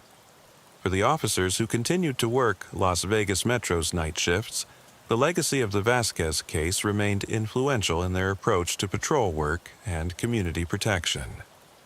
The investigation had demonstrated that sophisticated criminals could operate within tourist destinations for extended periods without detection, requiring constant vigilance and professional development to maintain effective security. The darkness that had once concealed Elena Vasquez's surveillance activities now sheltered enhanced security measures and intelligence capabilities designed to detect and disrupt criminal operations before they could threaten civilian populations. The night shift officers who patrolled the Strip understood that their work involved protecting not just individual tourists, but the economic and social infrastructure that supported one of America's most important tourism destinations. The neon glow that had provided cover for criminal reconnaissance now illuminated a comprehensive security network that included surveillance systems, intelligence analysis, and law enforcement partnerships designed to identify and neutralize threats before they could develop into successful criminal operations. The transformation of Las Vegas casino security had created a model for protecting other high-value targets from sophisticated criminal organizations with international resources and capabilities. 20 years after Sergeant Rodriguez first observed Elena Vasquez attaching tracking devices to vehicles in the Mirage parking garage, Las Vegas had become recognized as one of the most secure major tourism destinations in the world. The city's response to the casino heist conspiracy had created security innovations and law enforcement partnerships that influenced protective measures throughout the tourism and entertainment industries. The officers who worked Metro's night shifts understood that they were part of a legacy that had transformed a major criminal threat into enhanced community security and international cooperation. The investigation that began with routine patrol work had evolved into comprehensive security improvements that protected millions of visitors while serving as a model for other destinations facing similar challenges from sophisticated international criminal organizations. For Lieutenant Rodriguez, approaching the end of a career that had been defined by his commitment to protecting tourists and casino workers from organized criminal threats, the Vasquez case remained the most significant and influential investigation of his professional life. The case had taught him that effective law enforcement required not just technical skills and investigative techniques, but also international cooperation, industry partnerships, and a deep understanding of the criminal methodologies that threatened major economic and social institutions. The Vasquez case changed everything about how I understood my role as a police officer, Lieutenant Rodriguez reflected during his retirement ceremony. It taught me that protecting and serving meant more than responding to individual crimes. It meant understanding and disrupting the criminal networks that threatened entire communities and economic systems. The Las Vegas Metro Police Department's response to the casino heist conspiracy had become a model for how law enforcement agencies could evolve and adapt to address sophisticated international criminal operations while maintaining community trust and industry cooperation. The case had demonstrated that effective policing required not just law enforcement expertise, but also collaboration with diverse partners who brought different perspectives and resources to complex security challenges. The lights of the Strip continued to attract millions of visitors from around the world. But now they also illuminated one of the most sophisticated security networks ever developed to protect a major tourism destination. The night shift officers who patrolled Las Vegas understood that they were guardians of more than individual safety. They were protecting the economic and social infrastructure that supported entire communities while serving as a model for security innovation that influenced protective measures throughout the world. The case that had begun with one officer's careful observation in a parking garage had evolved into a transformation of casino security that protected not just Las Vegas, but gambling facilities and tourism destinations throughout the world. The professional criminals who had once seen major casinos as vulnerable targets now faced security measures and law enforcement capabilities that had been enhanced by the lessons learned from Elena Vasquez and her network of sophisticated operatives. The eternal rhythm of Las Vegas continued. Tourists arriving and departing, games of chance creating winners and losers, entertainment providing escape from everyday concerns. But beneath the glittering surface, a comprehensive security network maintained constant vigilance against the sophisticated criminal organizations that viewed the city's wealth and international prominence as opportunities for exploitation.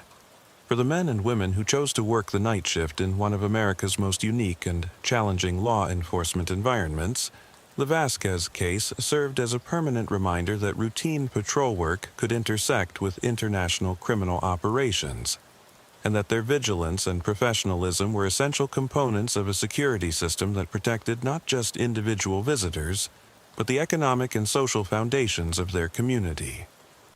The night shift never ended in Las Vegas, and neither did the commitment to protecting the millions of people who trusted that the city's glamour and excitement could be enjoyed safely. The officers who maintained that protection understood that they were part of a tradition that had transformed criminal threats into enhanced security, creating a model that influenced law enforcement and security practices throughout the world.